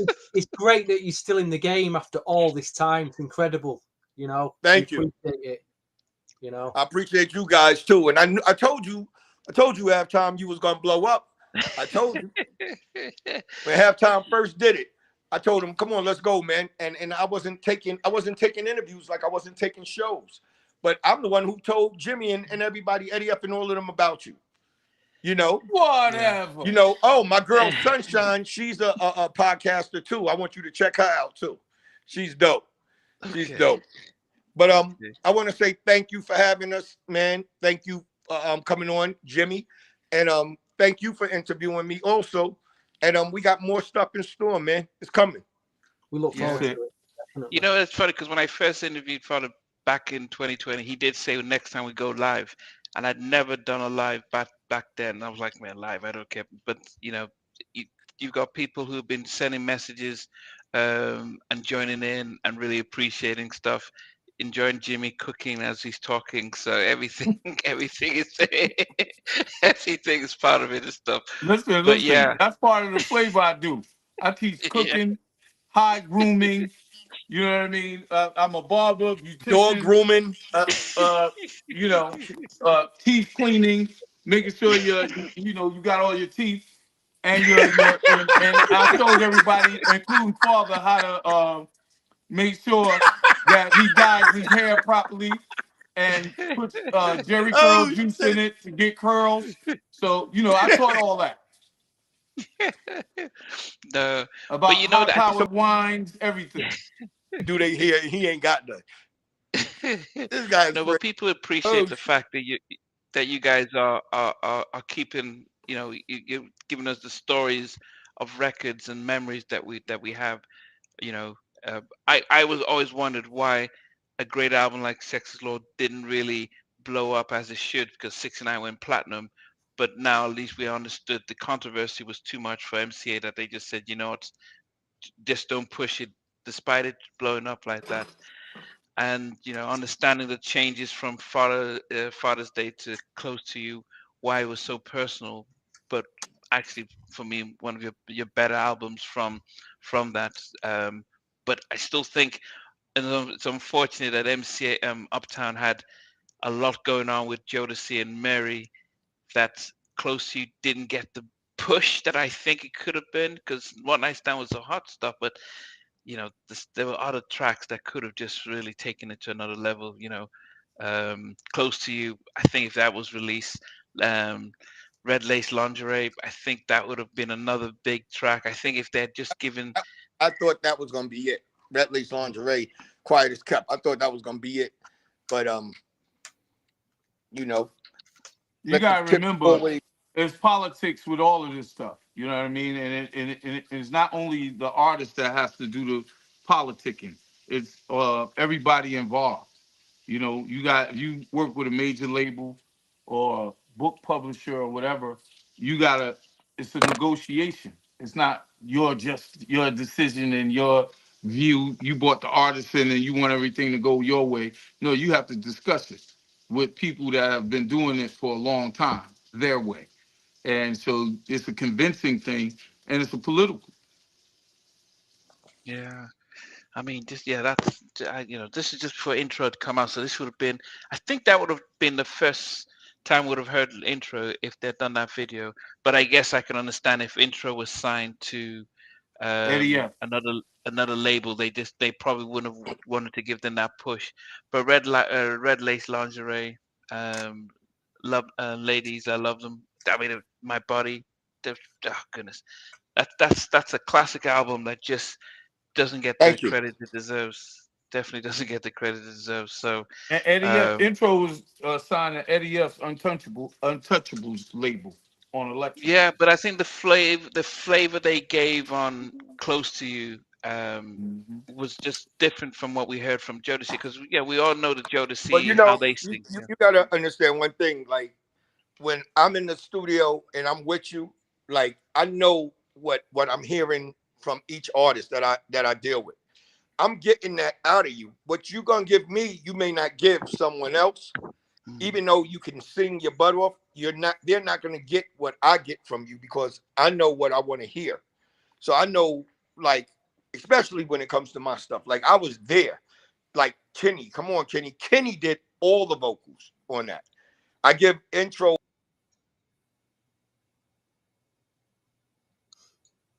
I think you was froze. I was going with the singers. I was dealing with Casey and JoJo. Like those were the epitome of singers to me. So anyone else I dealt with, I wasn't dealing with anything but who's the guy? Who's the guy to do it? And Kenny, he was a workhorse too. Kenny was incredible. He was a workhorse. He was ready to work. He would be at Eddie F's house anytime I got there. And I liked Kenny's style. So I was finding records for Kenny to do. I was finding, like, let's find a record. And then it made all the sense in the world when I did Close to You. When I did Close to You, when it was about Sonya, I was like, I need Kenny on this. Like, even on Do the One, Two, That's me and Mary on Do the 1-2, the flashlight. Eddie F produced that. But that was me and Mary. Mary's on the hook at the end of the day. So it was like I'm putting the puzzles together, the pieces of the puzzle together. And on Close to You, I didn't have I A&R'd my album. I A&R'd my album. It was me and Andre. And Andre ain't do nothing but write the check. Because I was at the studio. I didn't have an What A&R. about Tim Dog? Tim Dog was on Sex's Law. Mm-hmm. That was the second album. Was executive producer was Andre and myself. And that was that. Tim Dog came with 69. But as far as Close to You, that was all Father MC with the producers, getting that to make that right. Yeah. And it was a feeling. It was a move because no one could A&R my feelings. No one could A&R how I felt when Sonia, when she died. And she got trampled in the college thing. It was nothing you could tell me. You got my management team, Frank DeLeo and Steve Lucas, telling me they want to send me to Hawaii to forget my prop. Like, get out of here, man. I'm dealing with something. So at the end of the day, that's why I called Dre and I said, I got to stop the album and we got to start all over and I need to do this album. And that's when we start getting the one night stands. That's when we got the everything's going to be all right. That's when we got all of the stuff on Close to You. I'm Close to You. We got all of that, the affection. We got all of that because it was coming from somewhere else. You know, I was dealing with something. So,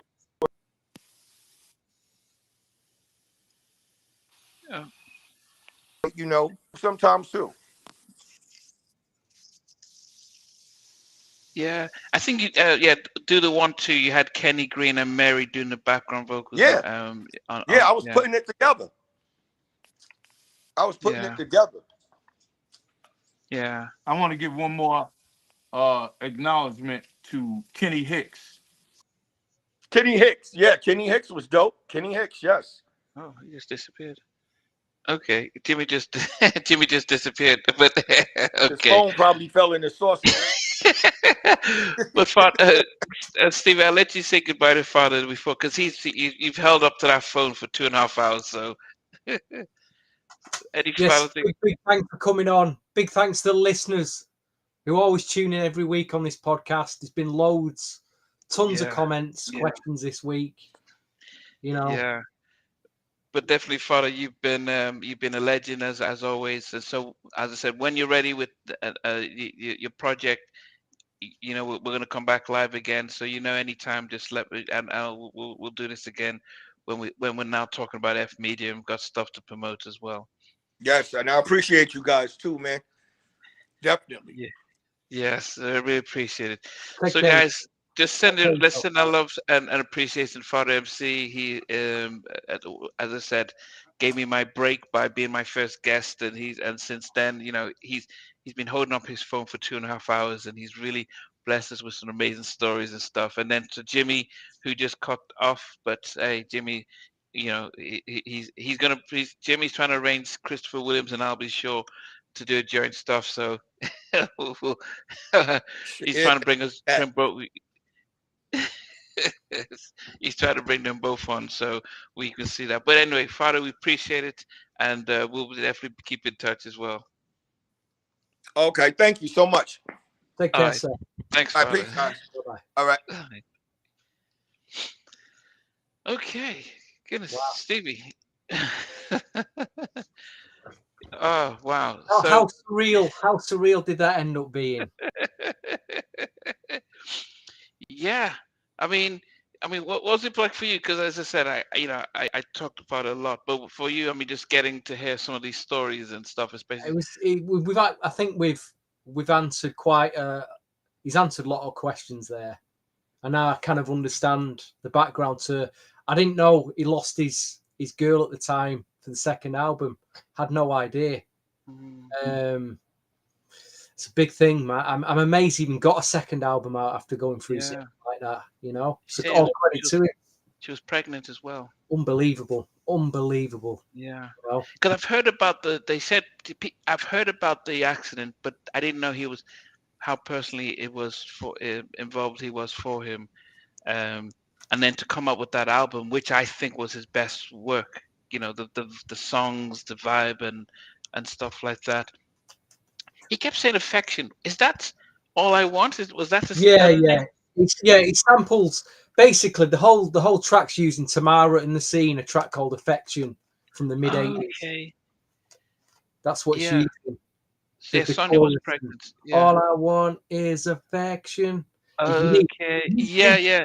I'll send you the YouTube link so you can check that song out. Oh, okay. So yeah, when he kept saying affection, I'm thinking, where did I did? What was your top 10? We didn't get to do our top 10. What was your top 10, by the Yeah, way? well, I'm gonna go for. Let me do 10 to because yeah. Well, at least he gave me. So my start from number 10 was "I Come Correct." Okay. I love that song. Then number 9 was "All I Want," so the affections. Number 8, "Ladies, I Love Them." Brilliant record. Number 7, "One Night Stand." Number Yep. 6, "Sex Is Law." Yep. 5, "R&B Swinger." Number 4, "Lisa Baby," such a New Jack track. Brilliant. Number 3 was "Treat Them." Yep. Number 2 was "69." Okay. And number 1 was "Close to You." I just want Wow. to get close. Yeah, it's just a brilliant record. You know what I mean? It's just, I think I had my top 3 in that reverse order, but What was yours then? I was going to go for an overview's career, so I just went for a track at number 10 off this album. Okay. There's a track on it called "You Just Don't Know," which samples. I forgot his name. So late in the night, he's a funk guy, but somewhat Watson, Johnny Guitar Watson. That's it. Samples Johnny Guitar Watson, but it's got a female vocal on it. Number 10. If you've not got the album, listeners, go out and grab it. There's some good stuff on that. What's my number 9? Was "Pimp or Die" from the Who's the Man soundtrack, one of his few hardcore hip hop jams. Number 8 was I went from his album that he released after the Uptown albums that came out in the UK on Mission Records. "You Can Do Me," which sampled Collage, "Get in Touch," big 80s track. Number 7, I tied "One Night Stand" with "Ladies, I Love Them." That was at number 7. I couldn't make my mind up which one were out of them two. Number 6 was "Everything's Gonna Be All Right," because I was just in the clubs at the time and it was huge, as I was saying earlier. Number 5 was "All I Want." Number 4 was 69. Number 3, I had the remixes of Lisa Bett. I preferred the remixes to the album mix. The Devontae Swing mix and the Pete Rock mix. Number 2, I had "Close to You" with intro. And at number 1, his best track for me of all time is "Treat You Like You Want to Be Treated." Oh, okay. Just the Jodeci vocals, the actual production was pure New Jack. That's his best ever track. But what a great... I wish Sheldon was here tonight. I hope he's okay. I really wish. Yeah. I mean, I can say a year from now, I'll say it here now. I'll probably sound ridiculous, but we may have Teddy, Aaron, and Damien just sat. We'll be in the background, and they'll be going at it, just chatting away about memories. Because I'm telling you, mate, you've got all this negativity now on YouTube surrounding Diddy and all these other music things. It's all negative and clickbait. Whereas this podcast, these artists can come here and just chill out, stress-free, and just talk about the good old days and have a damn good chat. And I'm telling you now, if any of you watching, this is the place to be in a Sunday. Come and join us. Artist, hip-hop soul artist. You want to come on live and talk to your fans who appreciate you and just want to connect with you, come and join us and we'll have a bit of fun and have a laugh and have a chat. And there's no clickbait. There's none of that nonsense. We're not here for, to try and dig you out or anything. We just want you to enjoy yourself and we just want your memories, really. Why not, eh? So I'm gonna... Yeah. And as Colin says, I cook. Yeah, it is funny because Jimmy, because Jim, I think because I did a lot of promotion on it. So while we were doing it, I got a call from Jimmy to say, hey, what's going on? Let me come on. And they're still doing stuff together. And Jimmy's a massive supporter of the channel, Jimmy Love. And when I interviewed, he went through the whole history of Uptown and the whole Motown stuff. He's the one I got Eddie F to call on. So he's so Jimmy's is still that guy. So And that that was just a bit of magic. That just we were trying to let them just go at it. Yeah. And Father, I like the fact that We got to clear a lot of stuff there. He was just laughing like he Great, was in high school, like he was the jokester and going to KFC throwing biscuits and coleslaw. But we didn't. I mean, it's funny because a lot of his top 10 we covered them, like One Night Stand and Trina and all that stuff. But as I said, now I understand why Sex is Law didn't get the push, because the R&B swinger and didn't know at the time, did we? We had no idea. Sex is Law, big tracks, but because the whole controversy about the whole 69, they just said, what. And I think this is when Death Row was going through its, Death Row, that whole stuff. So they like too much heat. It's not good for corporate business. Now I'm sure later on, after they should have seen that would have been a selling point, but at that time it was still too early. But yeah, beautiful album, and Father is just the thing people should realize is that Father's a millionaire right now. Unlike most of the other artists that he doesn't need to tour. He just makes music. He's producing a lot of stuff. He's producing a track for Jack and McGee. I think 2 tracks. He's just been making music, and money's not a problem for him. He invested well. Fair play to him for giving us some of his time, for coming on and chatting. Then 2.5 hours, Stevie. He was on holding his phone for 2.5 hours. So I have a lot of respect, because if you sat by a computer and then he was sitting down talking, but he was holding on to his phone and moving around for 2.5 hours. So yeah. So Colin, get Bobby and Teddy, then we can retire. That would be, it's not out of the realms of impossibility. So let's just say that it's not out of the realms. But anyway, guys, we're moving in the right circles. That's all I'm going to say. Yeah. In the right circles. So for those who are just coming now, our brother Sheldon took ill just early on, so he couldn't make it today. But he sends his love. But we do miss him, and I'm sure he would have enjoyed today. I've been trying to get Dave Hall. Oh, I've been trying to get Dave Hall for 3 years, and Dave Hall hasn't. He's not responded on that. He knows that. I even got in touch with him last 2 days ago. So I've been trying to get Dave Hall, but I'll keep trying, because he's still trying to come up with new music. I appreciate you guys. Next week is I'll Be Sure. Our top 10 favorite songs from I'll Be Sure. So get your list together. I have got in touch with I'll Be Sure to see if he can join us, and hopefully he will.